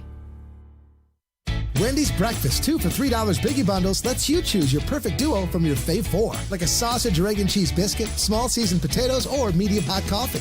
Limited time only during breakfast hours. U.S. price and participation may vary. Not valid in the combo. Single item at regular price. With all these new winners at the North Carolina Education Lottery Winners Club, we need to decide who's in charge. We need a top prize winner. We need someone who's good with words, like us crossword winners. If elected leader, I will extend the hours during which all winners can use the diamond-encrusted hot tub. Nice. New scratch-offs mean new winners. This month's tickets are packed with $130 million in total prizes. The Winners Club awaits. Must be 18 to play. Approximate overall odds of winning range from 1 in 3.22 to 4.51. Problem gambling helpline 877-718-5543. KFC's wraps are still just $2 for $5. Just think about that. 2 wraps, just $5. You want a new spicy mac and cheese wrap and a new honey barbecue chicken wrap for lunch? Just $5. You want a new mac and cheese wrap and a spicy slaw wrap as a snack? Just $5. You want 2 classic KFC wraps just because? Just $5. KFC wraps are back for a limited time. Now with 3 new options. Choose 2 for just $5. It's finger licking good.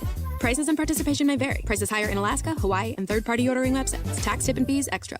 God, I'm so stressed. It's a brand new year and our business is busier than ever. Ooma.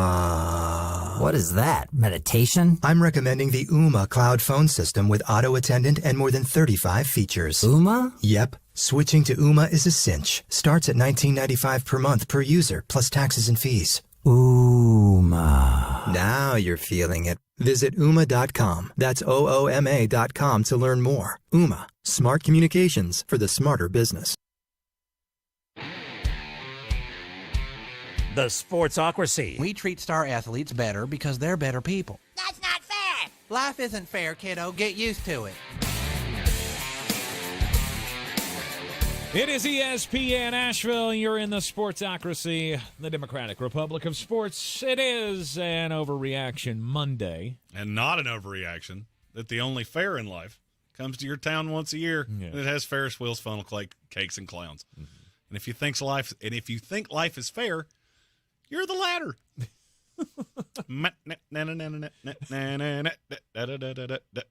What inspired your little fair rant there?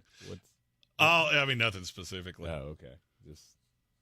Just letting you know. Yeah, Dolphin fans are sitting go, we have a franchise quarterback. You sure? Are you sure you do? Because I'm not so sure you do. He can get you as many Super Bowls as the last franchise quarterback you had did. He just took a shot at Dan Marino. You found him at Sports Tech ESPN. The chat pointed out that my Twitter DMs were limited to verified users. Yeah, I fixed that. So now anybody can message me. I changed that during Bakergate 2021? When I said Baker Mayfield was the biggest bust in NFL history. Mm-hmm. Yeah, that was when some jackal posted my cell phone number in Reddit. And whoever you are, I want you to do bad things that I can't say on this show. Chiefs win 26-7, despite the fact that they didn't look good doing it. It's hard to look good in those kinds of conditions, but the drops continue to plague this team. Left, right, and center. Everybody. The biggest problem is what has happened to Travis Kelce. He is a shell of what he used to be. And look, I've made jokes that it's Tay-Tay. I'm not so sure that it's not. There's nothing else to blame it on. There's a reason that this stereotype, this narrative exists, because it's true sometimes, right? Well, sometimes the guy takes the eye off the ball because he's distracted by other things. Because he's got his eye on the – never mind. Yeah. No good can come from how I was going to – you can assume. No. And while we're all over here, or not we're, but, the media apparently seems to be all over this. Let's see what Taylor Swift's dancing in the press box this time. Oh, the rest of us don't care, not even nary a little bit. To be honest with you, the coolest story that came out of Taylor Swift was Kyle Juszczyk's wife making that jacket. Oh, yeah. Hey, look, let's put her on camera a few times, okay? Because she's way more interesting than Taylor Swift. And frankly, I'd rather hear her sing. I don't even know if she can sing. I don't care. I'd much rather see her dance. That's for damn sure. Anyhow, it doesn't affect me one iota. Apparently, Tony Dungy's very upset. You heard him getting lambasted, I'm sure, over his comments that she is distracting from the game and other. Yeah. Well, that's because you have a series of crazy people that are. It's Team Tay-Tay. You gotta have everything. I don't understand why. I don't either. She would. All right, she's never going to be your best friend ever. If she saw you in public, she would assume spit on you, and she would even speak to you. All right, but I still just don't understand why. I don't either. I don't the get obsession. Anyway, Kansas City has a problem because you can't win Super Bowls, or at least I don't believe you can win Super Bowls without your best players being at their best. Well, and now it's clear that Travis is not. Well, the problem for Kansas City is that you're done at home unless Pittsburgh can find a way to win tonight. And I'm looking at videos from Buffalo going, I don't think there's going to be a lot of points, but I would say most of them come from that team with the little hooves on their helmet. And I'm not sure you can take that on the road and win. I don't. Pat Mahomes looks so frustrated with everybody but Rashee Rice. Anybody that has a corner that can take him out, I don't know what you do. Mm-hmm. Because we're being funny about Travis Kelce, and No Smiles said in the YouTube comment said, did age catch up to him? I don't think that's out of the realm of possibility. You don't tend to see a lot of tight ends that make it to their age 35 season and they're the same guy they used to be. Yeah, but you also don't – I guess we don't normally see these guys just completely fall off a cliff and forget how to catch a freaking football. We've seen some of the all-time greats get to the point where Tony Gonzalez was not great by the end. Gronk, I'm thinking of him, broke down. He could still catch. Yeah, but he couldn't run. Yeah, but I get, and it would be one thing if it was Kelce, right? If Kelce was slow off the line and he's just not running routes the way he is. He is slow off the line. Yes. He doesn't look much different physically to me, other than the fact that he can't catch. He was always a little lumbering because he's so big. He is not sudden in and out of breaks. The drops are obviously a problem. I kind of more chalk that up to how cold it was. I'm just saying more. He was also just never open. Mm-hmm. I'm just saying more old tight ends. You don't normally see the hands go away. It's all the other things that they can do that go away. All I can think of is it's got to be a mental thing. And, I mean, it could be. I would say he's very distracted. You're doing way more commercials than you've ever done. You're he's on TMZ. Way more famous than he's ever been. Which, I mean, and that's all well and good, but if I were Pat Mahomes, I would be a little irked of, hey, buddy. I'm sorry, it's Pat Mahomes. Hey, buddy. I'm doing as many commercials as you are. Mike Baker says he had a knee injury early in the year, which could be slowing him down, but still, that's not an excuse for not catching the ball. Oh, yeah. I mean, the hands, it's bizarre. And now I feel like if you're Kansas City, do you really think they can beat any team left? I mean, outside of Pittsburgh, but they can't get Pittsburgh. I mean, I do you think they would beat that Houston? They can beat anybody. They can, would they? That team you just saw, would you feel good? All right, I'm going to pull up the. I mean, I don't feel great about it. I'm not going to feel excited of. I mean, for what it's worth, I think the defense did play really well last night, and I'm not gonna go into that game thinking that C.J. Stroud's going to cut me apart. I don't know how much of it was the defense and how much of it was Miami just imploding. I mean, I get there, but again, it's the Dallas Packers thing. Like, yes, one is true, but the other is not necessarily. Okay. I'll use your I do. I'll use your example. I was way more impressed by Green Bay than I was by Kansas City. Infinitely more. I would agree with that. If you told me I had to put a number 1 to 10, who was more responsible for their win, I would say Green Bay was a solid 8.5. Kansas City was a 5 at best. I don't know. Kansas City did everything in their power to lose. Miami just would not do anything about it. I think the offense did. The defense did not. I mean, you may feel differently. I was watching that game, and I felt like the defense was all over them all night. And that's funny because I watched that entire game, and I said this out loud 2 or 3 times. I'm not sure there's a defense in the NFL that Miami would have scored on here. They look slow. His throwing motion, I think, was frozen. It was because it felt like it was taking him forever to get the ball out. It was completely predictable because, I mean, I felt like Nick Bolton, all he had to do was just sit there in a spy and just wait for them to throw that screen pass, and then he'd jump out there to get the tackle. I give him a little credit for it. I'm not saying, and I'm giving them some credit for it because yes, they did get home, and there were. I'm saying that's not why I think that went the way it went. C.J. Stroud and Nico Collins wouldn't scare me to death. It would me because I'm going to have to score with them, and I've seen a Houston offense that can score a lot of points. Yep. I've seen a Buffalo Bill team that I think can score a lot of points, and a Baltimore team that can score a lot of points. Well, you're not beating Baltimore. I tend to agree. Bob Brown said your expectations for Green Bay were lower, so the results seem greater. That could very well be the case. I was not overly impressed by Kansas City. They did what I thought they were going to do. So yeah, that's probably a really good point from Bob. I mean, the score didn't surprise me. The offense bogging down in the red zone didn't surprise me. The drops didn't surprise me. So yeah. Okay. All right, I'll give you that. That does not make me feel warm and fuzzy about potentially having to play either Houston or Buffalo in the next round. No. Because I look at both of them and go, can you score with them? For the first time in this era, I'm not sure the answer is yes. And I would agree. You're in the Sportsocracy. This is ESPN Asheville. Take a quick break. When we come back, it'll be time to get weird. Overreaction Monday will continue.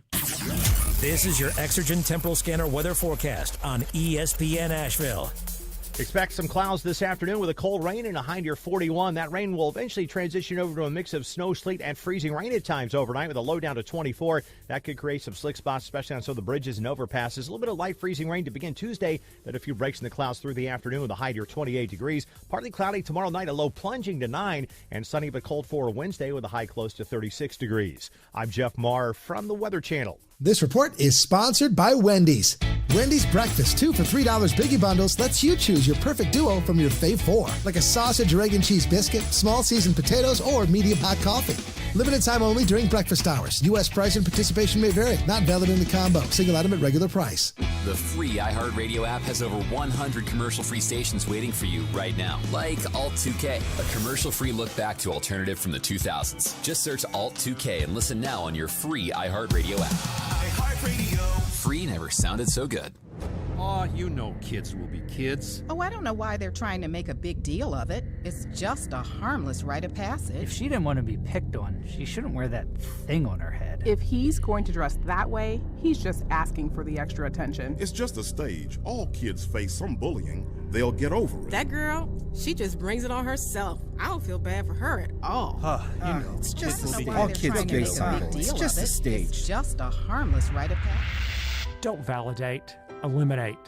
All students in North Carolina deserve a safe learning environment without the threat of bullying. I'm Mark Jewell, president of the North Carolina Association of Educators. It's up to us as educators, as parents, as adults, to stand up on behalf of bullied students. Identify, intervene, and advocate. One caring adult can make all the difference in the world. Visit NEA.org/bullyfree. A message from the North Carolina Association of Educators. This is Carolina basketball. 2-on-1. Baycott finishes the transition hammer. R.J. Davis, he's going to try a quick three. Yes, from the right sideline. On the Tar Heels Sports Network. Ends up to Baycott, and he gets the run out. Two-handed flush. Carolina, it's Davis. He's fouled, and give him it.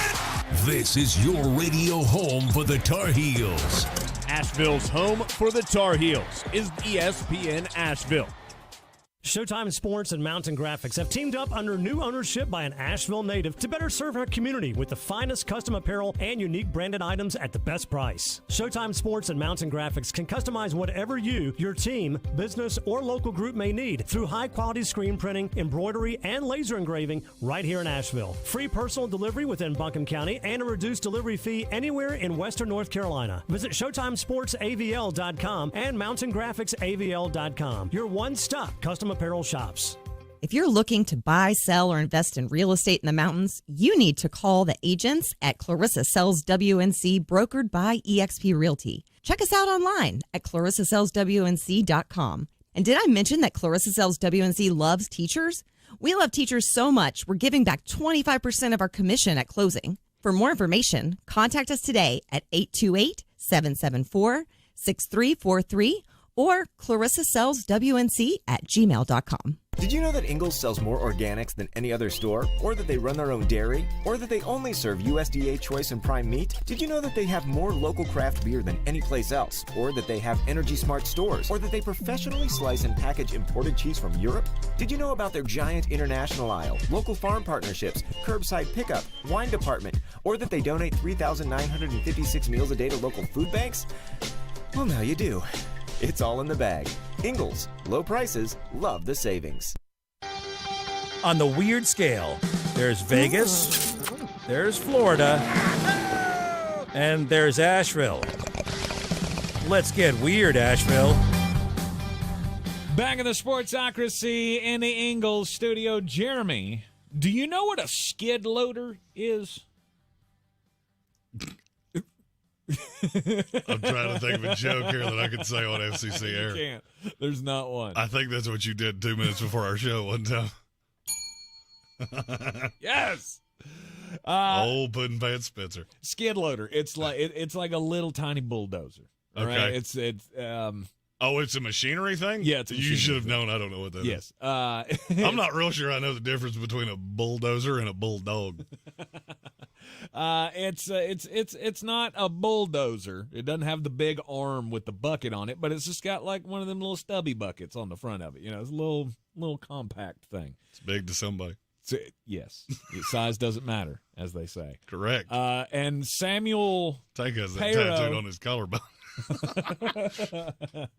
Samuel Payro, 36 years old, in Lincoln, Nebraska, he got in trouble the other day because around 2:30 in the afternoon, he decided that, I don't know if he was taking a break from work or what, but he got into the skid loader that was owned by his employer, took it up to the gas station, and I don't know if something happened at the gas station or he's trying to get back at the employer for something. This guy started going crazy with the skid loader, damaged 3 businesses and multiple vehicles.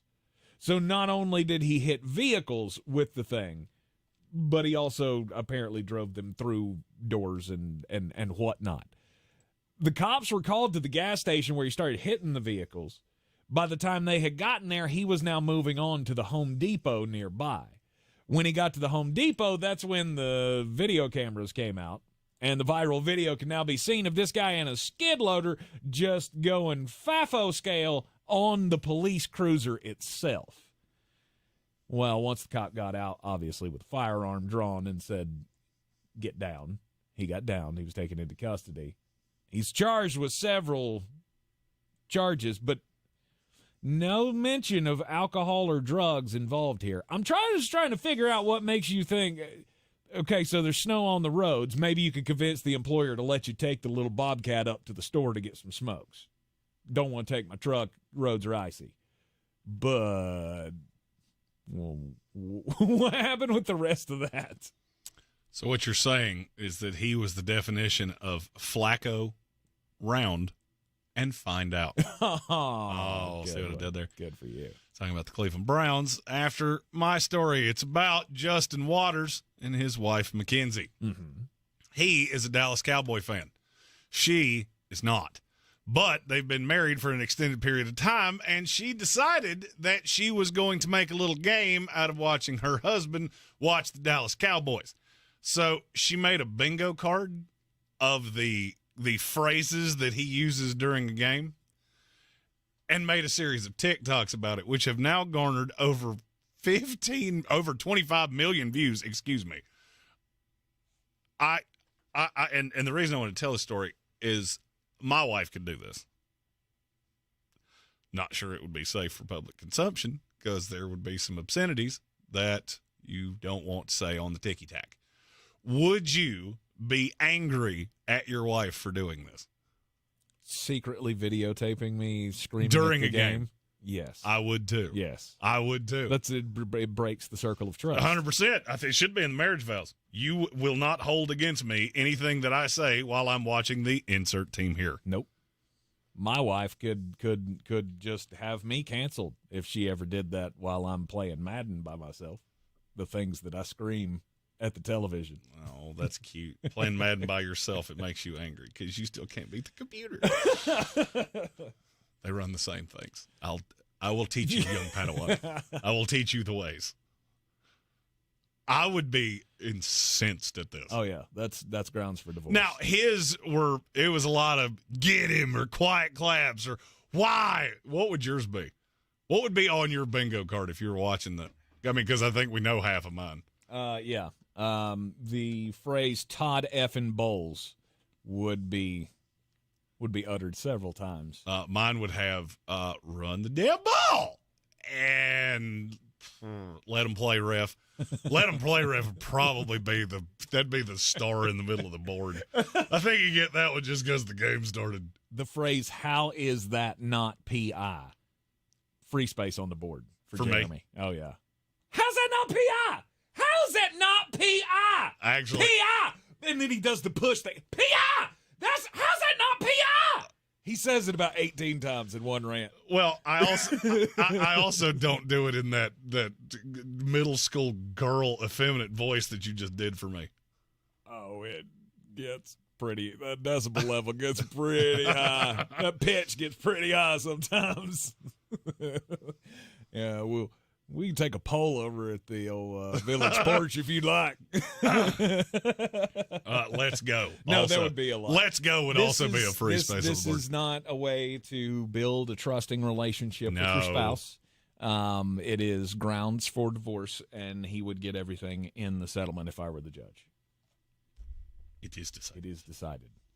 You can't secretly put your husband's fandom or your wife's fandom on the internet without them knowing about it. You should also be really glad that he's not a badman. You record somebody watching the game at the wrong time? Ooh.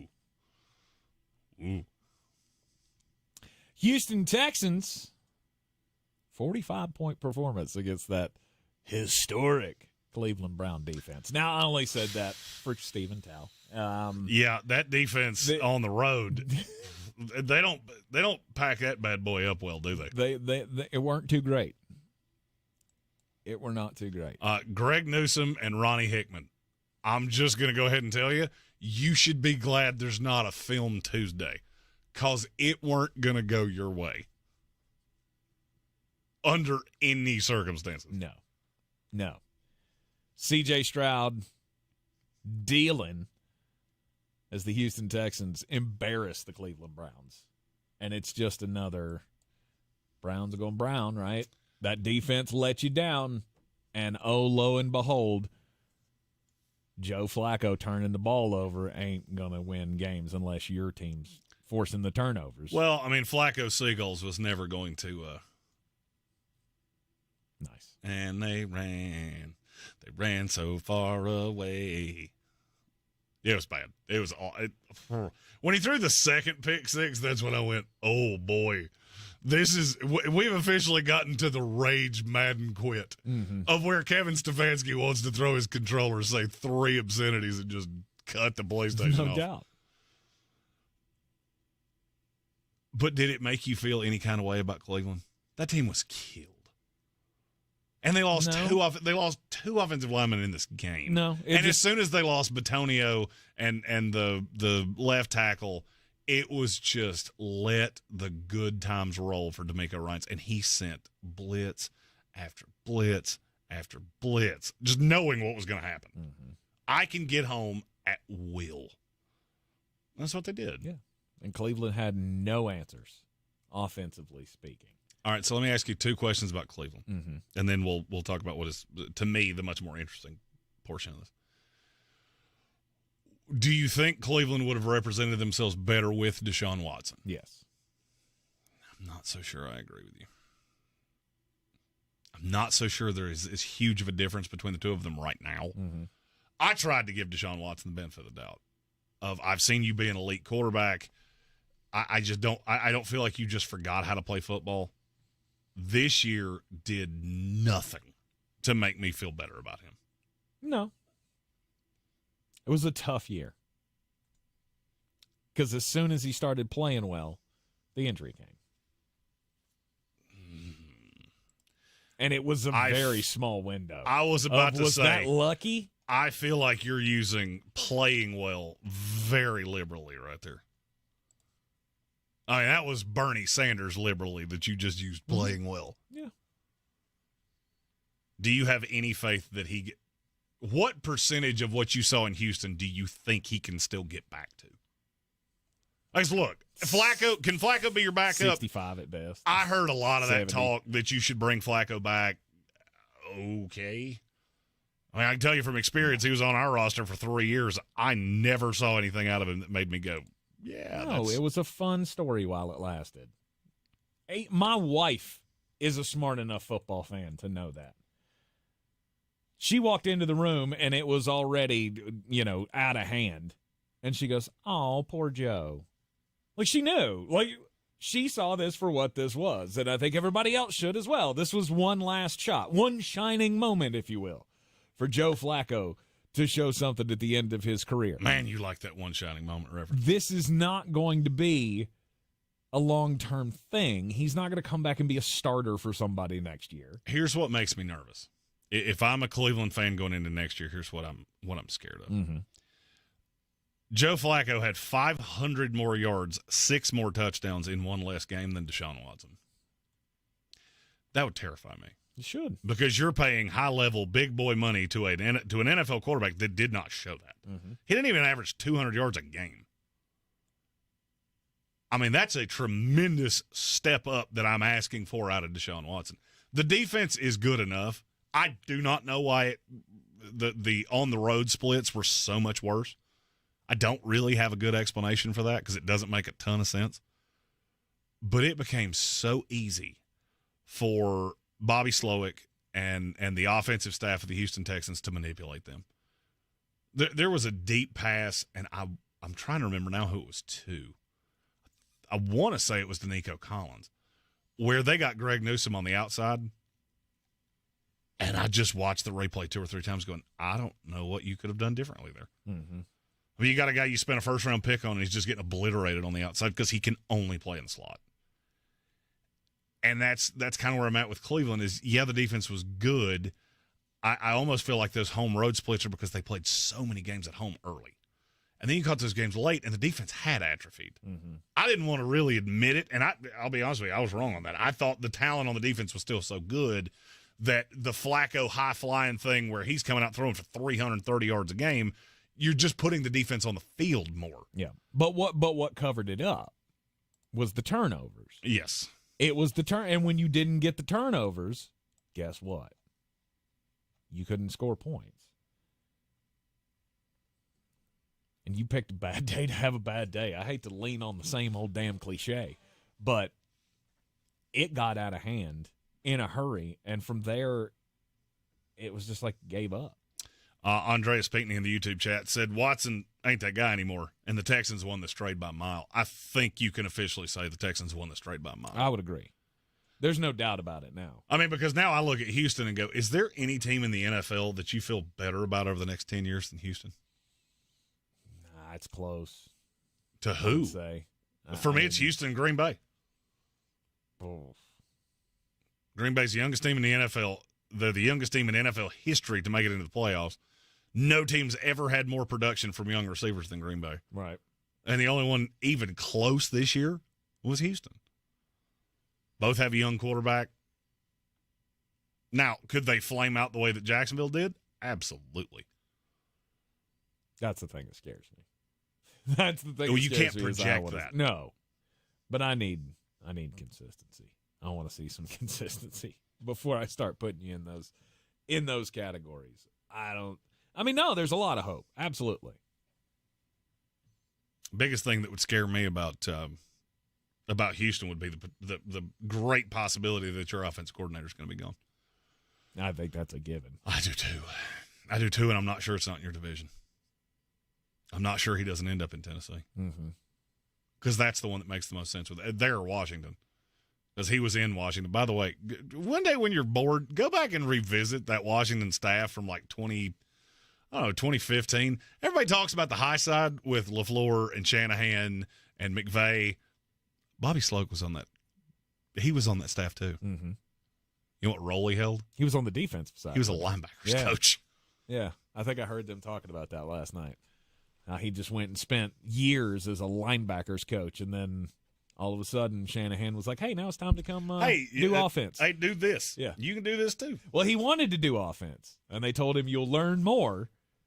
I think they said it was Mike that told him you'll learn more if you're on the defensive side first.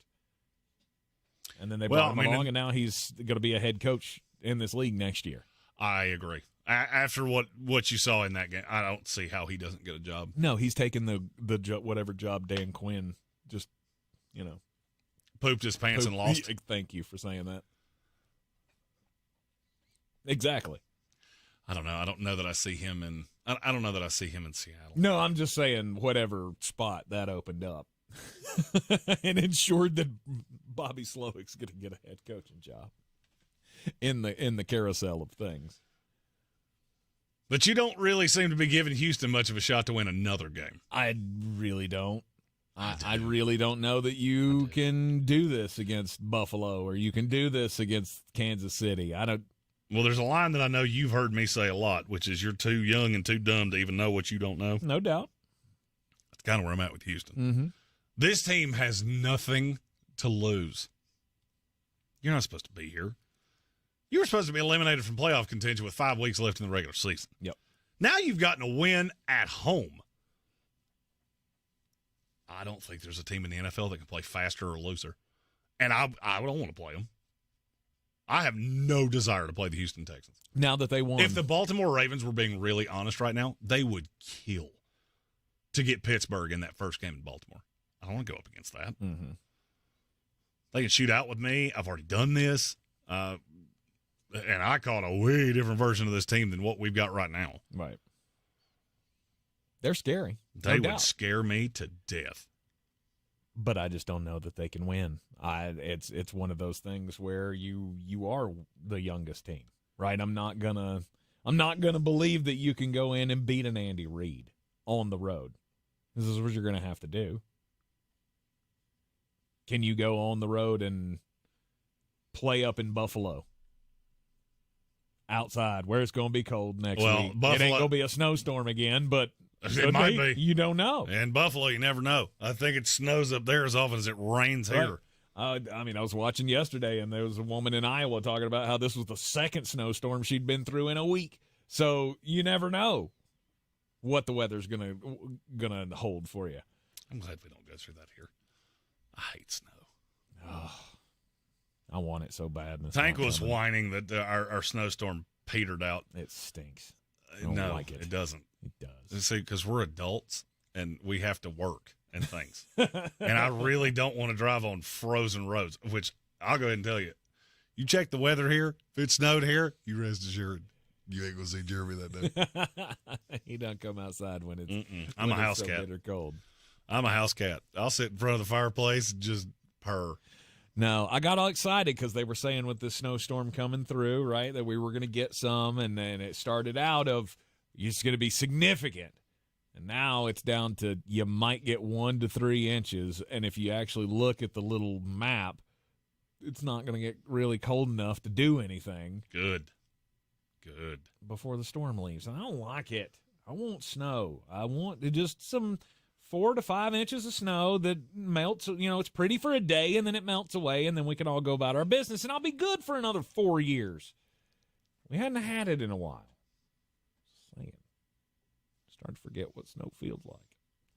You're in the Sportsocracy. I hope somebody takes that clip and edits it in a very nefarious way, which I'll.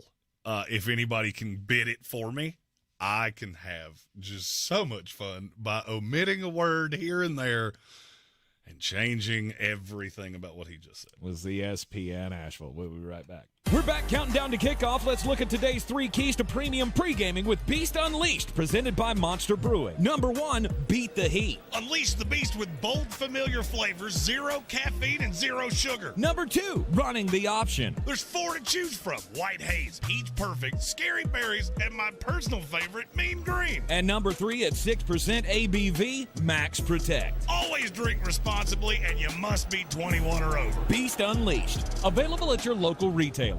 At Ingalls, we're proud to work with hundreds of local farms and businesses in the communities we call home. Not only does it ensure that you get top quality, fresh items for your family table, it's a way for us to support the amazing individuals who pour their heart and soul into delivering the very best they can do. Quality, freshness, community, it's all in the bag. Ingalls, low prices, love the savings. Chronic pain can be very bossy. What do I mean? It tells you what you can or can't do. Sometimes it even has the audacity to keep you from working. I missed almost 3 weeks of work, and I was no longer able to play tennis. The pain was really debilitating sometimes. I missed Thanksgivings. Abby was ready to put the bossy bad back in her past. And that's when she discovered QC Kinetics and their non-surgical treatments for pain. QC Kinetics is the nation's leader in advanced regenerative medicine with tens of thousands of satisfied patients, people who have experienced real lasting relief without drugs and without surgery. It has just been the most life-changing, amazing experience. Not only life-changing, but career-saving. I get to continue to do the career that I love. I'm playing tennis again. Stop letting that joint pain boss you around. Start with a free consultation at QC Kinetics. Call QC Kinetics, 828-333-9517. That's 828-333-9517. 828-333-9517. Can't get enough football? Look no further than the Good Morning Football podcast. Join me, Jamie Erdahl, alongside Kyle Brandt, Peter Schrager, and Jason McCourty for a daily breakdown of the league's biggest stories. We'll bring you everything between film breakdowns, matchup previews, and our impeccable game predictions. Get your football fix right here on the GMFB podcast. We got recaps, retweets, and reactions to all the wild moments you might have missed on and off the field. Make sure to listen to the Good Morning Football podcast every day on the iHeartRadio app or wherever you get your podcasts. The Sportsocracy. That is some good, clean family fun there, eh, Cod? It's time for the Mean Guy. Here on ESPN Asheville. I don't know why I decided to play that. I just saw it and I went, Cooper yeah, Rush. He needs some rush. Because it's Cooper Rush time. That's right. Down with Dak Prescott, in with Cooper Rush. Hell, $4 million. I get the same performance I saw to Dak Prescott from the Mean Guy. Bad night. part of me is kind of shocked that we haven't had an announcement yet, but I do believe that Roger Goodell has asked Dallas not to make any announcements until after these two games tonight, because there's no other way to see this than there will be a coaching change in Dallas.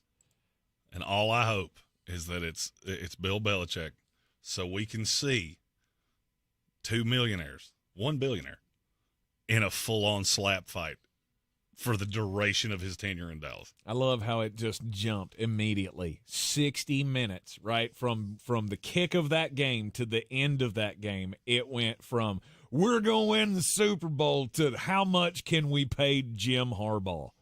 Oh, yeah, Jim Harbaugh's another good one. We hadn't talked about that one. He's interviewing with the Chargers today. Yes. I guarantee you, if they called him, he would go, is Jerry Jones still the owner there? I'm good. I don't want to. That feels like it wouldn't be a lot of fun for me. Yeah, it went, how much can we pay Jim Harbaugh, Bill Belichick, Bobby Slowick, Ben Johnson? Immediately, every Dallas Cowboys fan is now keen on the coaching carousel. Oh, by the way, you want to know why all these candidates look at your job and go, I don't think I want to do that. It's that. It's that very thing that you just did. Mike McCarthy went 12-5. The minute he loses a playoff game, you turned on him like that. He lost 3, though. Well, that's fine. This year, you were talking about Mike McCarthy, coach of the year. Look how good the offense was. Fire him now. Get rid of him. He's a bum. Yep.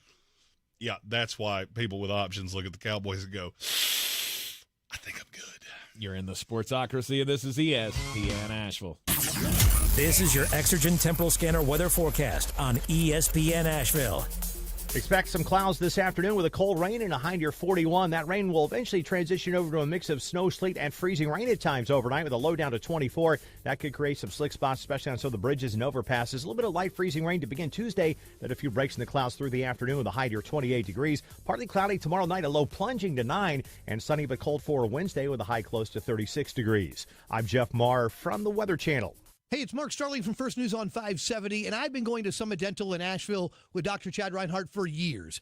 They're fantastic, but you don't have to take my word for it. Check out some of these 5-star reviews from Google. After searching for a dentist for months, I finally found this place. I needed some serious dental work, and they got me in within a week. If you're anxious about going to the dentist, I assure you this is the place that can give you a new outlook on having dental work done. They're upfront, honest, and caring people who only want the best for their patients. You gotta check out Summit Dental in Asheville with Dr. Chad Reinhardt, home of the Comfort Menu. Hear that? That's the sound of new digital instants from the North Carolina Education Lottery. Now you can play right from your phone and win real cash prizes. It may all sound new, but winning, oh yeah, big money, is as thrilling as ever. Register to play digital instants for a whole new way to win. Must be 18 to play. See prize and odds charts at nclottery.com/digital-instants for details. Problem gambling helpline 877-718-5543. From the Ingalls Studios, this is ESPN Asheville, WPEK, W225CJ Fairview, WMXF Waynesville, and iHeart Radio Station. Are you a business owner, CEO, or responsible for marketing? If you are, iHeartMedia can help you reach your goals and find new customers. We reach more consumers in your target area than anyone else. And we can give you access to those potential customers more cost-effectively across radio, digital, podcasting, and social. We'd love to show you how iHeartMedia can work for you. From your cell, dial pound 250 and say keyword great results. That's pound 250 and say great results. The Sportsocracy. It fires me up, man. I love it. Say it one more time. The Sportsocracy. Take it back! Beer City's best sports talk. It is gross. Just earlier. They are mature, actually. You just have to get to know them better. Your lunchtime dose of dumbassery. Live from the Ingalls studio. Back in the Sportsocracy on ESPN Asheville, 92.9 FM, 880 AM, and 1400. And the Sportsocracy is heard everywhere you go on the iHeart Radio app. And we are seen live in the Ingalls studio on YouTube. Go to thesportsocracy.com, click the live video link, subscribe to the channel. And that way you can join us in the chat for an Overreaction Monday. The only game from the weekend that we haven't talked about yet, I mean, other than the two that are coming up this evening, which we'll get to our full previews on those in just a little bit. is the Detroit Lions, LA Rams. And had it not been for the absolute, utter disaster that was for the Dallas Cowboys, this would have been the game that we're all talking about. It was phenomenal. It went exactly as I thought it was going to go. We can now never again utter the phrase, no one has sent a text message about a Detroit Lions playoff victory. Nope. Because I have sent a text message about a Lions playoff victory. Actually, a whole slew of them. It's great. And they're going to host a playoff game. Another one. First Against time the winner in of history. your dog water game tonight. Yeah, first time in history that they've had back-to-back home games in the playoffs. They're just breaking all kinds of rules, breaking all kinds of records. And where do you put this Detroit team on your Super Bowl watch list right now? You're not going to like my answer. You're at 1, aren't you? Number 1. You're at number 1. Number 1, and I don't know that's all that close. Mm-hmm. I'm not sure that the Lions and the Rams weren't the second and third best teams in the NFC anyway. Now I would bring the Packers into that. The Cowboys have already taken care of themselves. Your game tonight might end 66-63, or it might end 6-3. I don't know which one, and I don't really care. I'm not looking forward to watching it. We get the Manning cast. Woo! Peyton and Eli. I don't see a way either one of them beat Detroit in Detroit. Mm-hmm. So I think you're going to have an NFC championship game that involves the Detroit Lions. I would agree. That team is just stacked with talent. Did you see Brad Holmes in the elevator on Twitter earlier? I did not. That dude was more excited about that victory than probably than anything that I have ever been excited about in my entire life. He was the day of my wedding excited about that win. And I go back to what we said the day he was hired. That's what you needed. Mm-hmm. You needed the talent evaluator, and you just look at all of the pieces that he has figured out. I'm not so sure, and I don't know what the number is because I haven't looked. I'm not sure taking the Lions to win the Super Bowl is not – I'm not going to say it's a likely bet. Mm-hmm. I think it's a good value. Possibly. I mean, you got a quarterback that's been here before. Mm-hmm. You got a slew of talent, a great offensive line. You've got 2 running backs that I don't see anybody stopping them. Even if they play your Bucks, I don't think you can stop them from running the ball. You could mitigate it, but the problem you're going to face if you're Tampa is you're not going to stop that pass rush. And that's going to kill you. If you're Philadelphia, you're not stopping that offense. Not a chance in hell. Because they will run the ball down your throat. And there will be nothing you can do about it. Yes.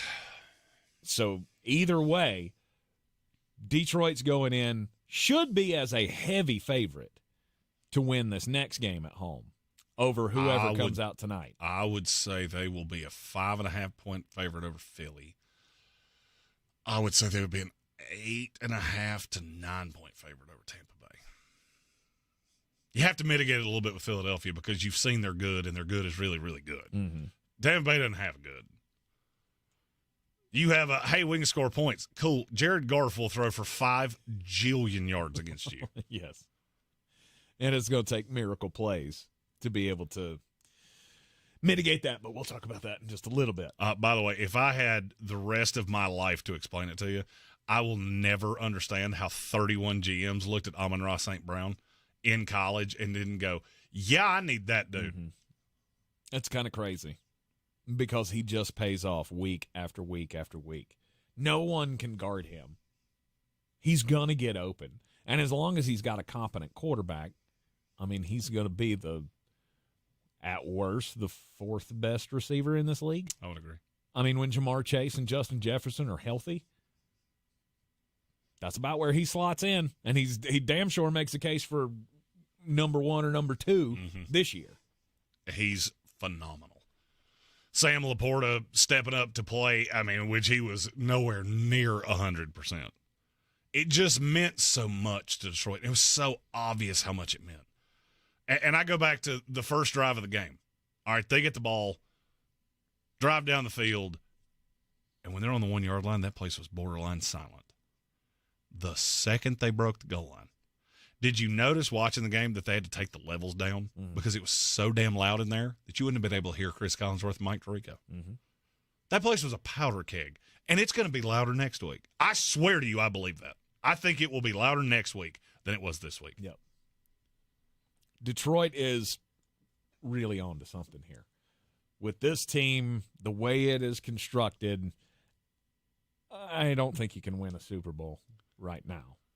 The Lions? Yeah. You can win one next year. Why you say that? I just don't. It's one of those I don't think you're ready kind of things. But because why? I don't know that you're going to be able to go into San Francisco and beat them. I don't worry about San Francisco. I don't know that you're going to be able to mitigate. Going into San Baltimore. Francisco would be tough. I'm not going to say it's not. Because right now I look at the AFC and I go, it's Baltimore and nobody else. You know how I feel about the Buffalo Bills. It's so funny. I'm not there. It is so funny to me how differently we see this. Mm-hmm. And maybe it's the better in me of, yes, I think Baltimore's the best team in the league. I've said the San Francisco thing ad nauseum. I do not get what it is that all of you are seeing. Mm-hmm. I don't get it. And I just look at Detroit and go, the biggest drawback is the defense. Because the defense does allow a lot in the passing game. They allow virtually nothing against the run. And I heard Collinsworth, of which I don't like giving Chris Collinsworth props here, but he deserved it, for explaining that Aaron Glenn looked at the roster on this team, the talent on this team, and said, we're going to give up some things in the passing game. You're going to be able to hit us over the top. We're going to give up explosive plays. You're not going to run on us. This will not be a full service, you're able to do whatever you want to against us defense. We're going to lock down the run. And that's what they did last night. Kyron Williams, it was shocking to me how little he was actually able to do, and that was before he got hurt. Mm-hmm. Stafford, that dude is tough as a pine knot. But it just wasn't enough. Now, I will say this. Looking forward, it's a golden time to be a Rams fan because somehow you traded every first-round pick you had for, 2 presidential terms, and you came out of it on the backside possibly in better shape than you were when you had sold out everything. Right. You made a lot of good moves. Puka Nacua is a dog. Mm-hmm. I don't know how you're supposed to tackle that dude. I think his bones are made of rubber. He just bounces off people. At Cooper Kupp, it's obvious to me that the injuries are starting to mount. Mm-hmm. Puka, to me, is the one in that offense. Cooper's I don't want to say an ancillary piece, but a really good two. He's the Adam Thielen. Right. By the way, you want a real solid piece of fantasy advice? Well, before this season's even over, Allen, the tight end for the Rams, you should stash him on your dynasty teams. If you can still make moves, you should add him right now. Because I'm going to go ahead and tell you that's starting tight end next year. Mm-hmm. And I thought that long before Higbee got hurt. That's the kid from Clemson? Yes. Yeah. He is. I've watched, probably 4 Rams games live over the last 6. I think every time I've watched them, I've come away from it going, man, that kid is good. Right. You got the running back. You need to add some pieces on the line, but you have a first-round pick this year. You need to add a lot on the defense. Because the defense leaves a lot to be desired, too, but you've even hit on some of those. Mm-hmm. Kobe Turner. Obviously, you got Aaron Donald. There's a lot to be encouraged about with the Rams. You just came up against a team that was flat out, they were more talented than you. Yeah. You had some calls not go your way. It's good. Mm-hmm. It's real good. And hearing Sean McVay say this team reinvigorated me, that would be all I needed to hear. That makes this season a win. The fact we made the playoffs, even though we didn't get a win in the playoffs, and we've got Sean McVay back on the straight and narrow of, I love coaching, I love this team, it relit the fire, you win. I mean, last year was rough. Last year was rough. Last year was very rough, and remember, it was, does Sean McVay want to do this? Do we blow it up? Is Matt Stafford going to retire? Is Sean McVay going to go do TV? I think Sean McVay figured out I can do TV whenever I want to. Oh, there's no doubt. That's always been my argument. Of Sean, that's going to be there whenever. you're only going to have a window to, to do some special things here. He's a great coach. Yeah, he is. I've loved him ever since they did the Hard Knocks in L.A. with them. Last night it got 118 decibels inside Ford Field. That's loud. That is equivalent to standing on the runway as a 737 takes off. Pretty loud. That's loud. Pretty loud. So, yeah, it could be a big problem, or is going to be a big problem for either of the teams should they have to go there next week. I just don't know if that's the end of the line. Is that the end of the line? I think that's the end of the expectation. I think the end of the expectation was last night. You got the win. Now, that's the biggest part is because you looked at me kind of funny when I said next week will be louder than this week. Mm-hmm. That's my hope, is that Detroit didn't go, hey, we got one win, and that was so emotional, and they're showing the dude that's been a season ticket holder for 443 years. I thought that was cool. I don't love giving NBC its props because in large parts its coverage sucks. Right. Show a replay for okay, I don't care about what Chris Collinsworth has to show. Just show me the replay.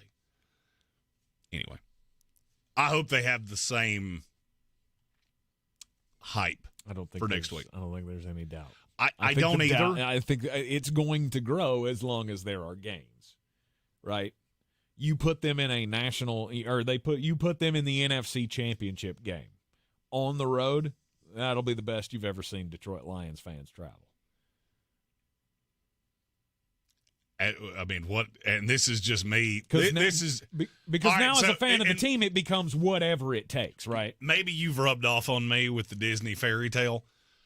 How epic would it be for Detroit to get the win next week against Tampa Bay or Philadelphia, whoever they play? Green Bay upsets San Francisco. Then you have the NFC Championship game in Detroit with the hated Green Bay Packers, who are young and good. Coming in, you're able to exercise that demon. You wind up in the Super Bowl. Mm-hmm. That's the Disney ending. That's quite the narrative buster. Yeah. It's also way more possible than people think. I'd say I'll say 20% chance that's how this goes. Wow. I'm telling you. I was going to say 2. I do not believe in San Francisco. Mm-hmm. I think people are getting snowed by them. And I could be wrong. I've already had to admit I was wrong one time today. Right. This is just one of those times that when everything steers in one direction, it never goes that way. Mm-hmm. Never goes that way. Well, the only way it's steered is chaos so far. It's the only way to describe the wild card weekend. Absolute and utter chaos. Not really. The Detroit LA game, I got down script to the T, just about. The 1 point game, LA, it covers, whatever. The rest of it was just, I'd have done better if I was, a chimpanzee throwing darts at a board somewhere. Kansas City, just gone Kansas City, crazy. Miami went exactly how I thought it would. Detroit, LA went pretty much exactly like I thought it would. Houston, Cleveland shocked me. Yeah. And Green Bay, Dallas. I don't even have words for what that did. Exactly. There are no words. Actually, there are words. There are Cowboy. 2 words. 2 words. You're fired. Those are the only 2 words that should be uttered after a game like that. It's 3, unless it's a contraction. It is a contraction. You're fired. You're in the Sportsocracy. This is ESPN Asheville. If you're looking to buy, sell, or invest in real estate in the mountains, you need to call the agents at Clarissa Sells WNC, brokered by eXp Realty. Check us out online at clarissasellswnc.com. Download our free app on Google Play or the App Store. Type in Asheville Home Search. You'll be able to connect with our team and see all the available homes for sale in our area. For more information, contact us today at 828-774-6343 or clarissasellswnc@gmail.com. Running a small business is no small task. At Home Trust Bank, we work hard to prepare businesses for whatever tomorrow may bring. Your dreams are our business, And we have local experts who can help you plan for a successful future. Dependable guidance you need and service you'll appreciate. At Home Trust Bank, we take your small business banking personally. Visit your local Home Trust branch or anytime at htb.com. Member FDIC. This is Carolina basketball. 2-on-1. Baycott finishes the transition hammer. R.J. Davis, he's going to try a quick three. Yes, from the right sideline. On the Tar Heels Sports Network. Ends up to Baycott, and he gets the run out. Two-handed flush. Carolina, it's Davis. He's fouled, and give him it. This is your radio home for the Tar Heels. Asheville's home for the Tar Heels is ESPN Asheville. Are you a business owner, CEO, or responsible for marketing? If you are, iHeartMedia can help you reach your goals and find new customers. We reach more consumers in your target area than anyone else, and we can give you access to those potential customers more cost-effectively across radio, digital, podcasting, and social. We'd love to show you how iHeartMedia can work for you. Get started today at iHeartAdvertising.com. That's iHeartAdvertising.com. With all these new winners at the North Carolina Education Lottery Winners Club, we need to decide who's in charge. We need a top prize winner. We need someone who's good with words, like us crossword winners. If elected leader, I will extend the hours during which all winners can use the diamond-encrusted hot tub. Yes. New scratch-offs mean new winners. This month's tickets are packed with $130 million in total prizes. The Winners Club awaits. Must be 18 to play. Approximate overall odds of winning range from 1 in 3.22 to 4.51. Problem gambling helpline 877-718-5543. Even if you take excellent care of your teeth and gums at home, you still need to see a dentist regularly. And at Asheville Smiles, they have all the latest and greatest technology, which is so important because they are able to catch issues quicker and diagnose more accurately. Many dental problems, they don't even become visible or cause pain until they are in more advanced stages. So when you are thinking about 2024, you need to make sure that you think about your overall health and make that dental appointment. World-class dental care with a hometown feel. It's AshevilleSmiles.com. The free iHeartRadio app has over 100 commercial-free stations waiting for you to explore right now, like Alt 2K. Don't wanna be an American idiot. A commercial-free look back to alternative from the 2000s. With Foo Fighters, Weezer, Linkin Park, Green Day, the Red Hot Chili Peppers, and more. Just open the free iHeartRadio app, search Alt 2K, and listen now. Try something new for 2024. iHeartRadio. iHeartRadio. Free never sounded so good.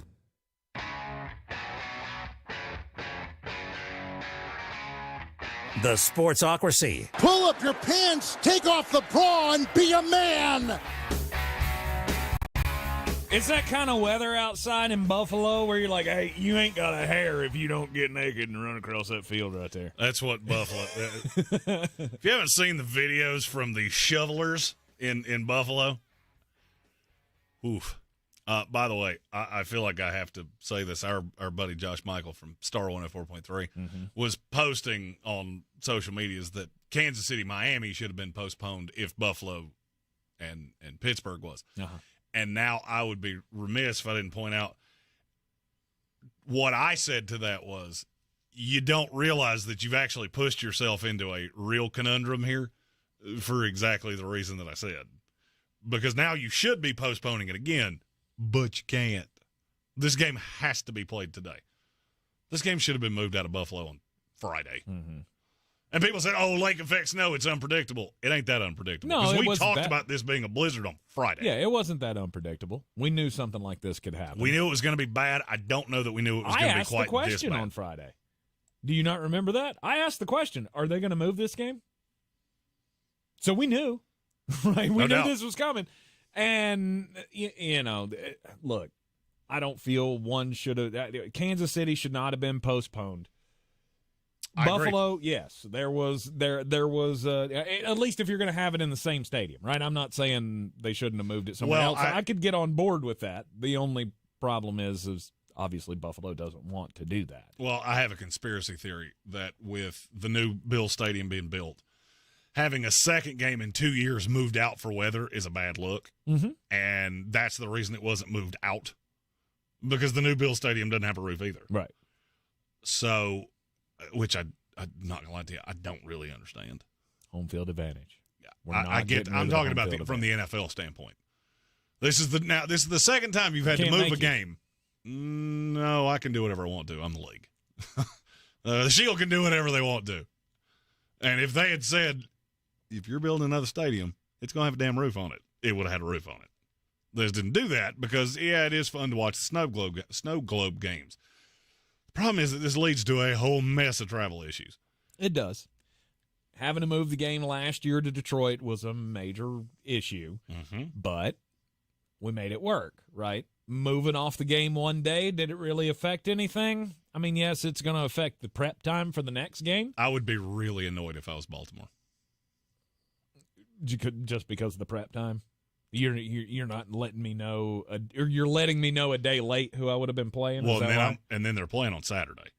So I play the first game of next weekend, getting the winner of the next to last game of this weekend.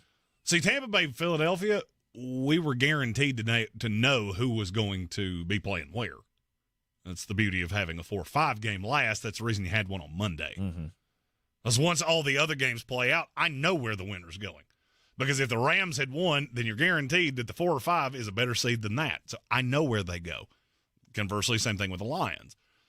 This is a really big annoyance, and if Baltimore loses, you mark my words, you're going to hear about this. And I think you probably should. I feel like Baltimore got hosed here.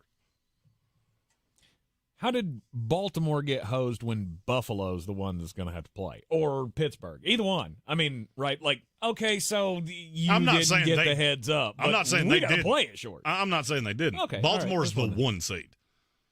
I earned the bye, and then somehow I play in the first game of the next weekend with the least turnaround time. Right. How does that happen? Yeah. When there is a travel ban in place, though, from the government, we're not having a game. No, I get so that. I get not having the game there. I get that. The game should not have happened in Buffalo. But we are having a game in Buffalo. It is going to kick off here in about 2 hours, 4:30 kickoff time. 4:30 Eastern kickoff time. Watch what the ratings are. Oh, it's going to be phenomenal. The pregame show will have a higher rating than any NBA game in the last 10 years. You want to know why we talk about the NFL incessantly? Here's why. And it wouldn't have mattered that it's going to help the number that it's MLK Day, but it would have made a number anyway. And looking at the pictures of the stadium here, I've got one pulled up from just about an hour ago. It's field's clear. Field's clear, and it looks good. The problem, the stands. The stands don't look like they're going to be fun at all. I paid $700 for this ticket. I had to put on a pair of snowshoes and hike from Buffalo to get here, and now I'm sitting on a pillow of snow. Do they let Buffalo Bills fans bring in their own shovels?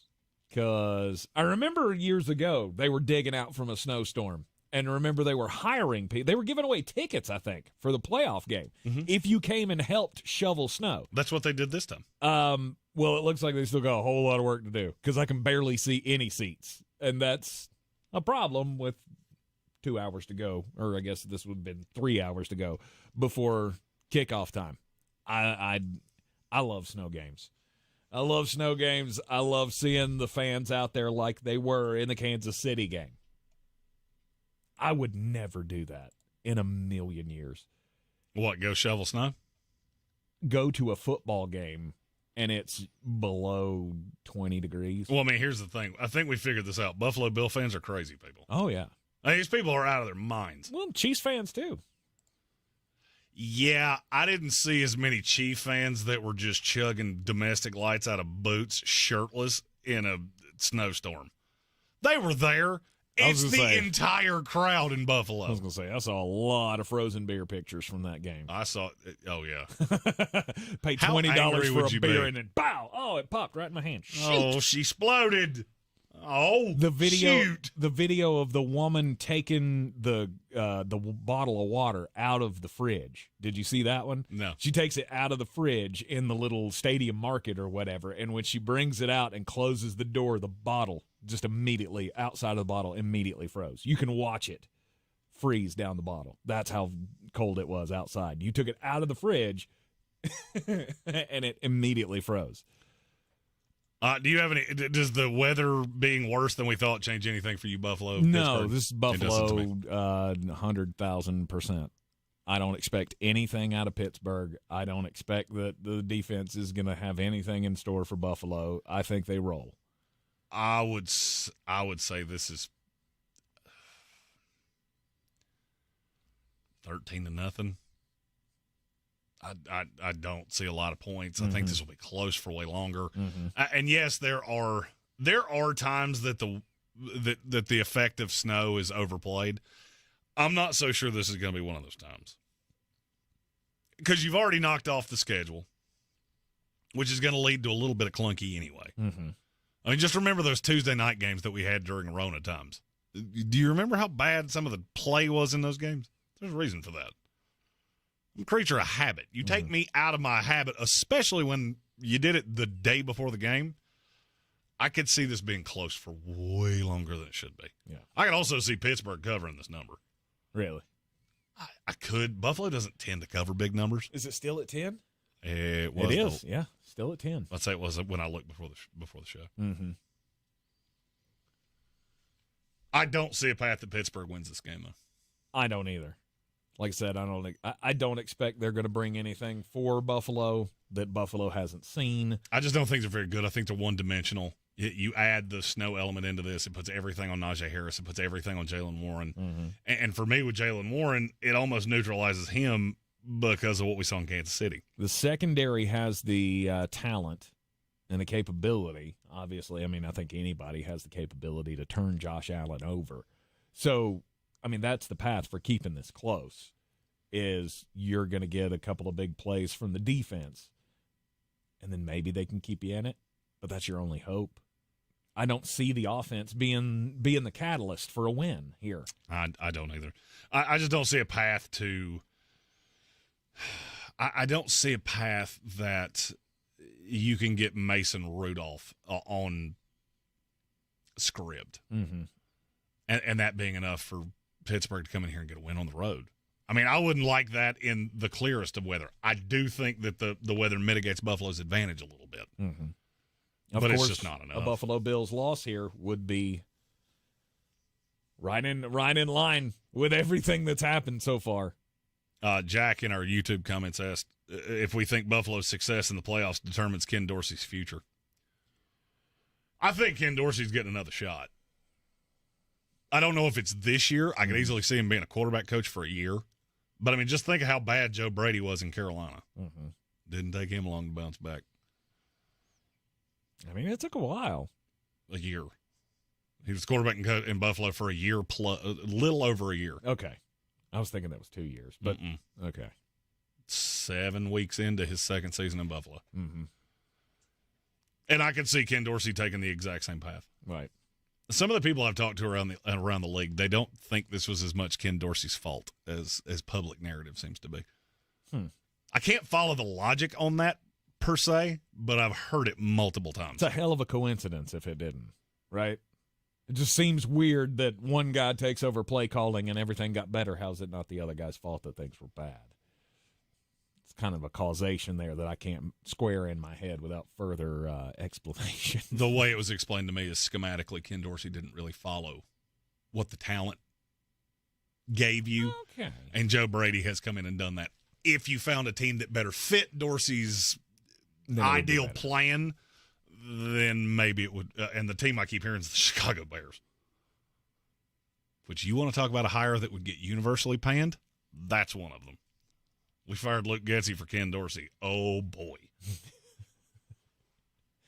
You're in the Sportsocracy, ESPN Asheville. Just to recap our picks from the other day, you and I both had Buffalo minus the 9.5. Correct. And we both took the under. Correct. So anything changed for you?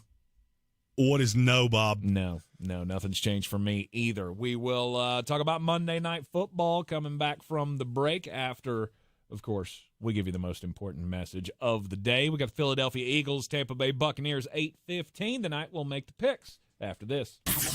This is your Exergen Temporal Scanner weather forecast on ESPN Asheville.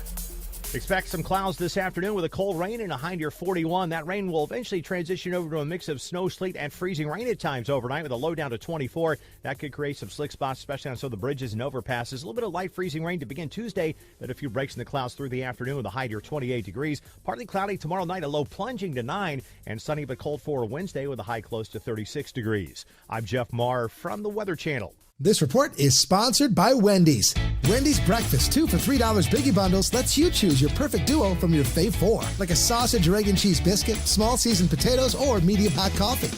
Limited time only during breakfast hours. U.S. price and participation may vary. Not valid in the combo. Single item at regular price. I'm starting the new year by making my home feel like new with the advanced cleaning of Zero Res. Take advantage of their New Year's sale. Get 3 rooms of carpet clean for only $119. And when you mention ESPN Asheville, you'll get a hallway clean for free. Schedule online at ZeroResAsheville.com. Crooked teeth may embarrass kids whose families can't afford braces.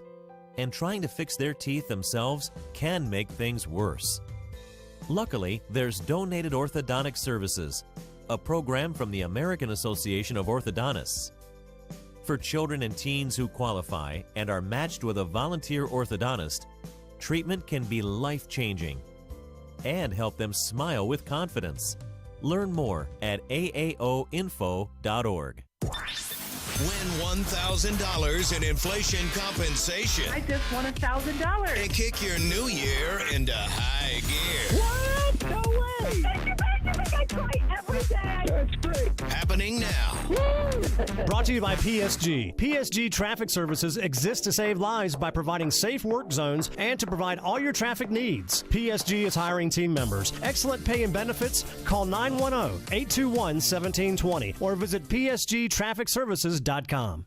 Showtime Sports and Mountain Graphics have teamed up under new ownership by an Asheville native to better serve our community with the finest custom apparel and unique branded items at the best price. Showtime Sports and Mountain Graphics can customize whatever you, your team, business, or local group may need through high-quality screen printing, embroidery, and laser engraving right here in Asheville. Free personal delivery within Buncombe County and a reduced delivery fee anywhere in western North Carolina. Visit ShowtimeSportsAVL.com and MountainGraphicsAVL.com. Your one-stop custom apparel shops.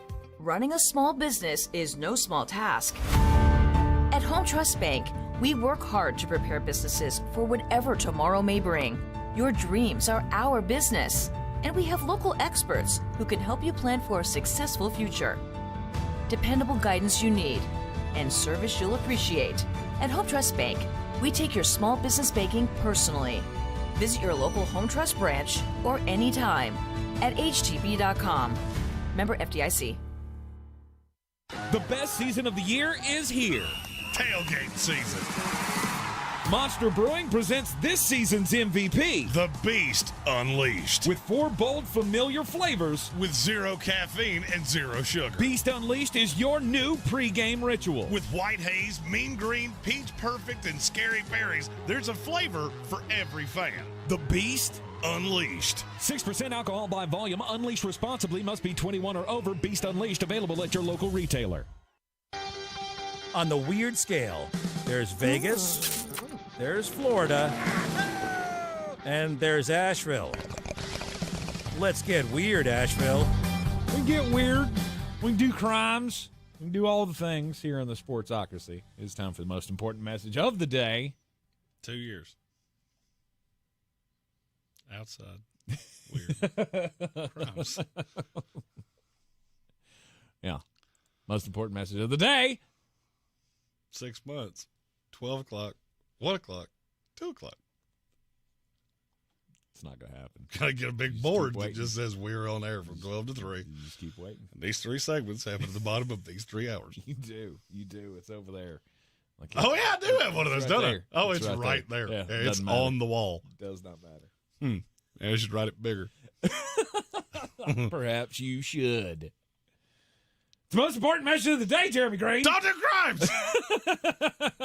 Don't do crimes indeed. Let's go to New Jersey. You yell at me for your mistake? Little egg. I mean, you could have just let it go. You just could have rolled right through it and not even drawn attention to it. But no. What about my personality that makes you think I would ever do that? Little Egg Harbor Township in New Jersey. Man got arrested on Friday charges because, well, his neighbor's house kept catching on fire, right? You think, why is that Steven Johnson's problem, right? Well, it's his problem if he's the one setting the fire. So January the 6th, emergency officials got a call to the neighboring house at 1:30 in the morning. They had determined after they put the fire out, someone had set fire in the living room of the structure using an open flame to ignite a liquid. 4 days later, they got a call, 12:30 a.m., same address. And same thing.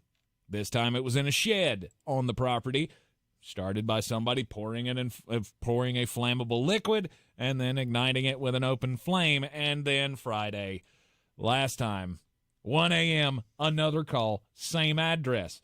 This time, they didn't really need to be alerted, though, that there was a fire going on. Because if the same address has caught on fire 4 days, within a span of 4 days, what would you do as the police in that scenario? I would sit on the house and wait for them to come back. Damn right. They sat on the house, they waited, and then finally, a couple of days later, guy jumps over the fence. They didn't really see where he came from. He gets onto the property, sets the fire on the deck of the house, and then jumps right back across the fence, and then just goes back into his house. And they went, oh, well, that was easy to solve. No word on the motive for why this guy was trying to burn down the house next to him. I mean, I guess it was abandoned. It must be run down or something. I don't know. But here's the thing. Don't do crimes. And I'm pretty sure if, God has already told you twice by sending the fire department to put this out, he doesn't want this house to be destroyed, right? And now you're facing 3 charges of arson. Not too smart. My story is about 40-year-old Cameron Lee Smith, and he is from right here in the state of North Carolina. This is from Washington, North Carolina, small city on the coast. He was in the Food Lion parking lot, and he appeared to be dozing in and out of consciousness. And I'll give you one guess as to why he was dozing in and out of consciousness. Drugs. Because he was high on crimes. Yes. So officers were called to check on him. Checked on him. They found drug paraphernalia in the car. Nothing surprising there. It's what they found in the back seat that was a little surprising. Mm-hmm. A World War II type grenade. Oh, lovely. So Mr. Smith woke up on this morning and decided, I'm going to go do some crimes at the Food Line. Never see those things at Ingles. Low prices, love the savings. And I'm going to have some blow-up things in the car. They then arrested him, obviously, as you do. They searched his house and found several more World War I and World War II type grenades in his house.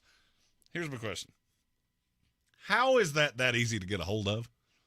I mean, I'm just, and maybe I'm judging a book by its cover, but I'm going to say that Mr. Smith's book doesn't have a whole lot of words and probably has a whole lot of pictures because he don't look like the smartest man that I've ever seen in my life, and looks like he's been doing crimes since he knew what crimes were.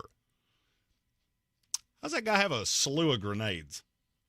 We don't have a, hey, maybe don't give bang-bang things to old methamphetamine user here. Yeah. It's just a thought. It's a hard thing to track, right? I mean, there ain't too many registries for ordnance from World War II. Here's the thing. Everybody worries about gun control. I can solve gun control, and if you elect me your next president, I can do it in a very short period of time. IQ test. Done. Racist. How in the hell was that? Of all the words you could have said right there, that one made the least sense. It's the first thing they'll say. It's the first thing they'll say. That's what they say about voter ID, right? God, you've been reading our YouTube comments. Spent way too long in the I've been called that in the conservative talk radio sector. They say that for everything. I have been called that word way too many times in the last few days over things that no. Racist. Gerard Mayo. No, Somebody was like, just say what you want. I did sure. say what I wanted to say. You hired a defensive coach for a team with an offensive problem. That had absolutely nothing to do with what you just tried to make it about. Right. We live in the world of the perpetually offended. We have breaking news. Breaking news. Coming into the newsroom, is it the one we've been waiting for? Who's gonna break the news? Who's gonna break the news? Who's gonna break the news? It is not the one that I believe you've been waiting for. This is from Pete Thamel. USC quarterback Caleb Williams will be entering the NFL draft. The decision comes on the final day that underclassmen are allowed to declare he is the favorite to be the number 1 overall pick. Did that get closer than you expected it to? He waited till the last day. And there was a story that came out over the weekend, and some people have called that a parody account. Wesley Steinberg is not a parody account. He actually is a reporter for the Giants. I don't know that that's true. I don't think that that's true. But the reporting on he told the Bears that he wasn't coming out until they guaranteed they were trading the pick, it didn't come from a parody account. Mm-hmm. May not be true. But that went through somebody who's connected. It went through I will say there's no guarantee from Chicago whatsoever. Yep. I don't know where they go. I haven't gotten a good read on that yet. Firing the offensive coordinator makes me think that they're taking a quarterback at 1. And then we get into the fun game of what is Justin Fields worth? That'll be fun to talk about for a month. Ooh. Got a lot to talk about for that month. Oh, the offseason's going to be insane. We got a lot of quarterback decisions that need to be made. One of them features my team, the Tampa Bay Buccaneers, tonight. No, you don't have a decision. That decision's already been made, Bubba. No, stop.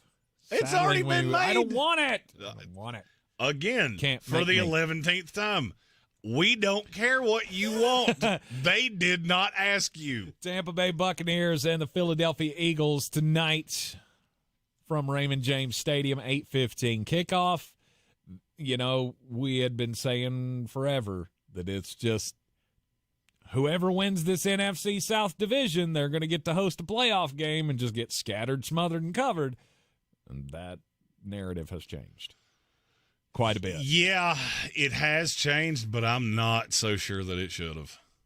The closer we have come to this game, the more convinced I am of how this is going to go. Mm-hmm. And it ultimately leads to your Buccaneers getting their whittle pewter-colored brains beat out of the back of their skull. I don't believe in you at all. Mm-hmm. I don't really believe in that Philadelphia defense. I also don't think this is the tall ask that people make it out to be. And, yes, I understand this team got smacked by the New York Giants. I think there's some ego to the Eagles that they thought they could just put their pants on and make sure their helmet was facing the right direction, and that would be good enough to show up and beat the Giants. And I know it hasn't looked good over the last series of weeks. This is also a really long week. They had a lot of time to prepare. And the fact that they don't have A.J. Brown is melting people's brains. I'm not so sure it's that big a deal. I'm really not. Mm-hmm.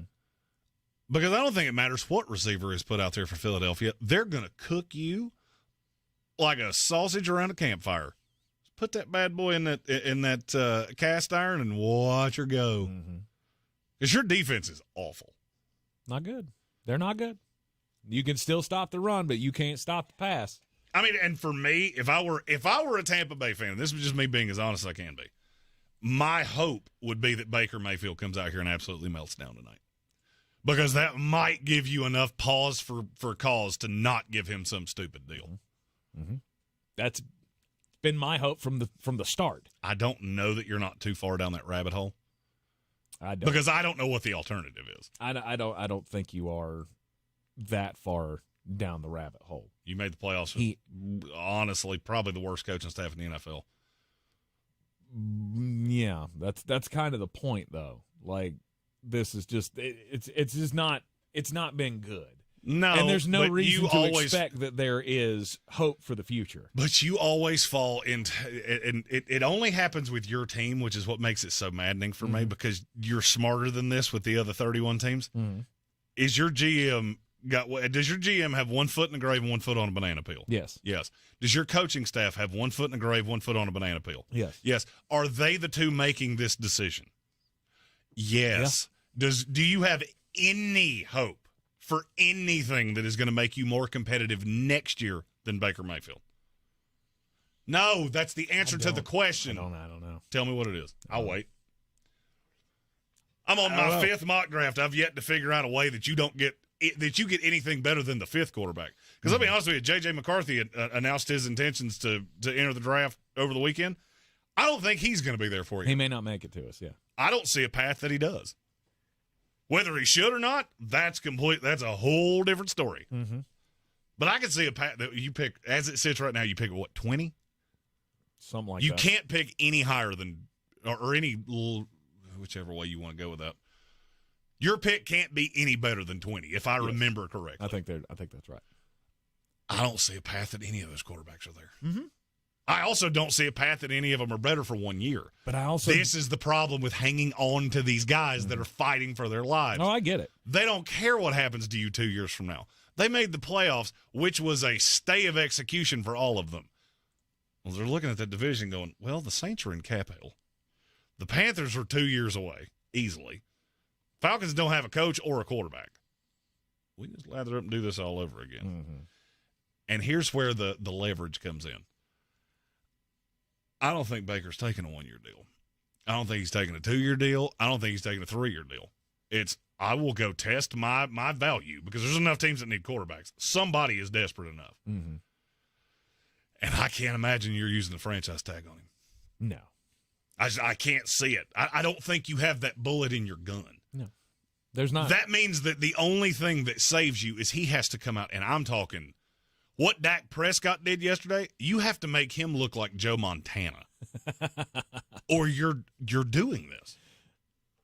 What, signing him again? Yes. Yeah. Long term, it's just the way it's going to go. This is the reason that you don't have short-timers on your roster. Mm-hmm. This is a theory that I'm working on, that we're going to do a series of videos over the course of the offseason of why teams end up in this perpetual cycle. This is why. Because you're making short-term decisions that affect you long-term. And if you win tonight, it's guaranteed. You come in here and beat Philadelphia. You win a playoff game. It's a guarantee. You'll get an extension on Bowles. You'll get an extension on Baker.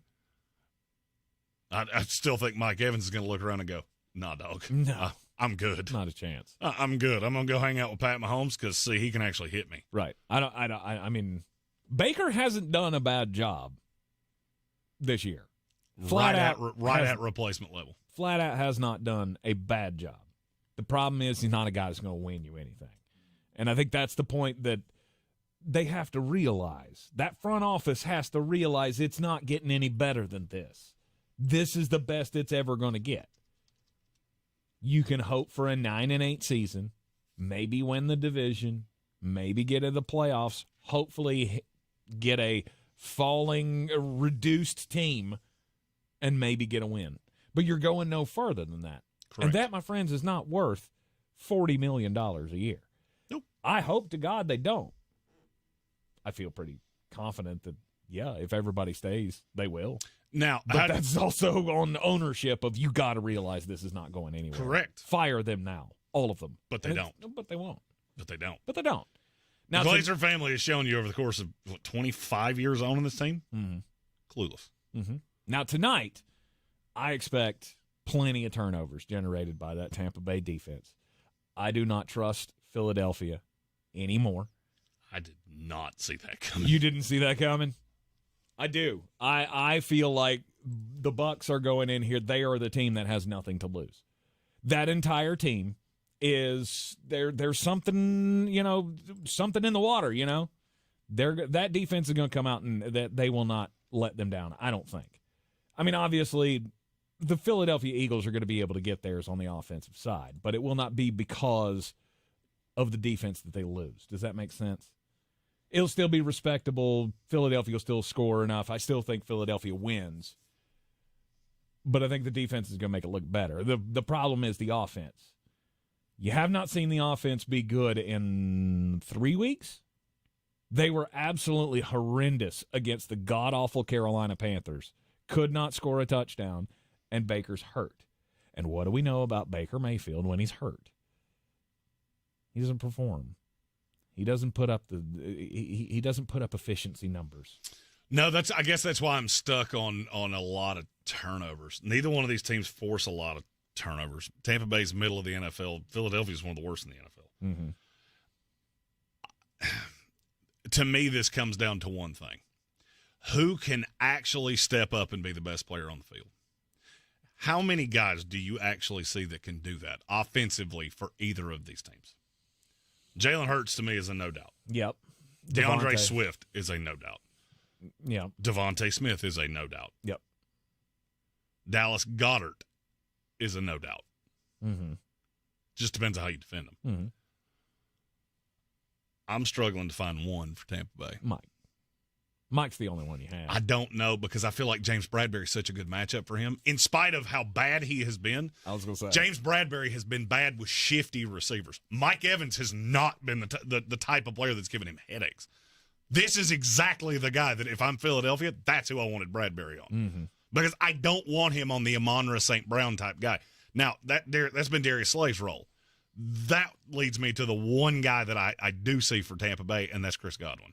And there has been no chemistry with Baker and Godwin over the vast majority of this year. No. So it's really hard for me to trust that. I just see this as you're going to try to do that thing that Tampa Bay has done against bad teams. You played one good defense in the last, 4 weeks? Mm-hmm. That was New Orleans. Mm-hmm. They beat your brains out. Mm-hmm. Why?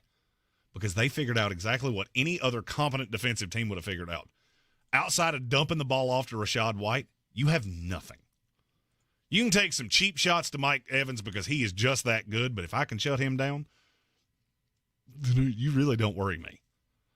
And I think that I have this weird feeling, and it has gotten stronger and bigger and more convincing inside me that Philadelphia is going to come in here and beat the bejesus out of Tampa Bay. No. They've heard it all.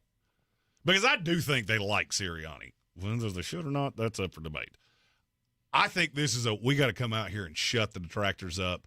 We got people talking about Bill Belichick taking this job. We don't want any of that. All right, we hate Matt Patricia. I surely don't want the guru son to come in here and take this over. We're going to come in and play with our hair on fire for Sirianni. Mm-hmm. And I just have this weird feeling that this is going to be a bloodbath. All right, so Philadelphia -3, Easy. Not close for you. Easy, didn't even think about it. Mm-hmm. I'm with you. I'm on Philadelphia -3. I've been picking against Tampa Bay other than the Carolina game for the last 6 weeks, and I'm not going to start now. Yeah, you're the kiss of death. How about you hop on that Tampa Bay bandwagon? It'd make me feel a lot better about that sizable wager I put on Philadelphia. No, this morning. sir. We're going Philadelphia -3 over under. What's the number? Don't care. Under. Nah. I don't care if it's 33.5 under. Going under. All right. You're in the Sportsocracy, and this is ESPN Asheville. That'll do it for us. We're out of time for today. We'll be back with you tomorrow at noon. Hopefully, yes. Jeremy's scared about the snowflakes potential. It's not that I'm scared of snowflakes. It's that I don't do ice and snow and other nonsense. So, if it's ice and snow and nonsense, we may not have a show. Then we'll see you on Wednesday. Yes, but otherwise, plan to be back here tomorrow at noon here on ESPN Asheville, inside the Ingles studio for the Sportsocracy. Enjoy the football. We'll see you tomorrow. At Ingles, we're proud to work with hundreds of local farms and businesses in the communities we call home. Not only does it ensure that you get top-quality, fresh items for your family table, it's a way for us to support the amazing individuals who pour their heart and soul into delivering the very best they can do. Quality, freshness, community, it's all in the bag. Ingles, low prices, love the savings. If cleanliness is next to godliness, look around the car right now. Is that very godly? Look, life comes at you fast, but so does WBNC Auto Detailing. They have the tools to make your interior look like it's coming off the showroom floor. You don't believe me? Check them out on Instagram. All that filth and years of stains disappear. WBNC Auto Detailing does full interior and exterior details with paint correction, and they do wax and ceramic coatings. Call WBNC Auto Detailing at 455-3700. Premium care with a Southern hospitality touch. If you're looking to buy, sell, or invest in real estate in the mountains, you need to call the agents at Clarissa Sells WNC, brokered by eXp Realty. Check us out online at ClarissaSellsWNC.com. And did I mention that Clarissa Sells WNC loves teachers? We love teachers so much, we're giving back 25% of our commission at closing. For more information, contact us today at 828-774-6343 or ClarissaSellsWNC@gmail.com. Unlike other health concerns, mental illness is not always easy to see.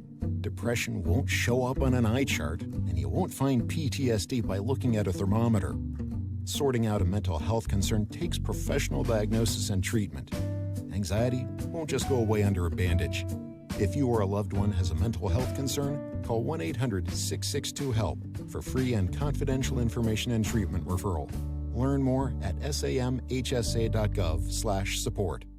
With tens of thousands of satisfied patients across America, it's no surprise QC Kinetics gets 5-star reviews. I'm feeling on top of the world because of QC Kinetics. I'm able to do the things that I wasn't able to do for a long time. I can recommend them highly. I would recommend QC to anybody. QC Kinetics has changed my life. I couldn't believe it. I honestly was skeptical, but the pain went from a 10 to a 0. Real people with real lasting relief from joint pain. QC Kinetics Regenerative Medicine is regenerating me. It was super successful, and I recommend everyone seek out QC Kinetics as an alternative to surgery. This non-surgical approach is definitely the future. I tell as many people as possible.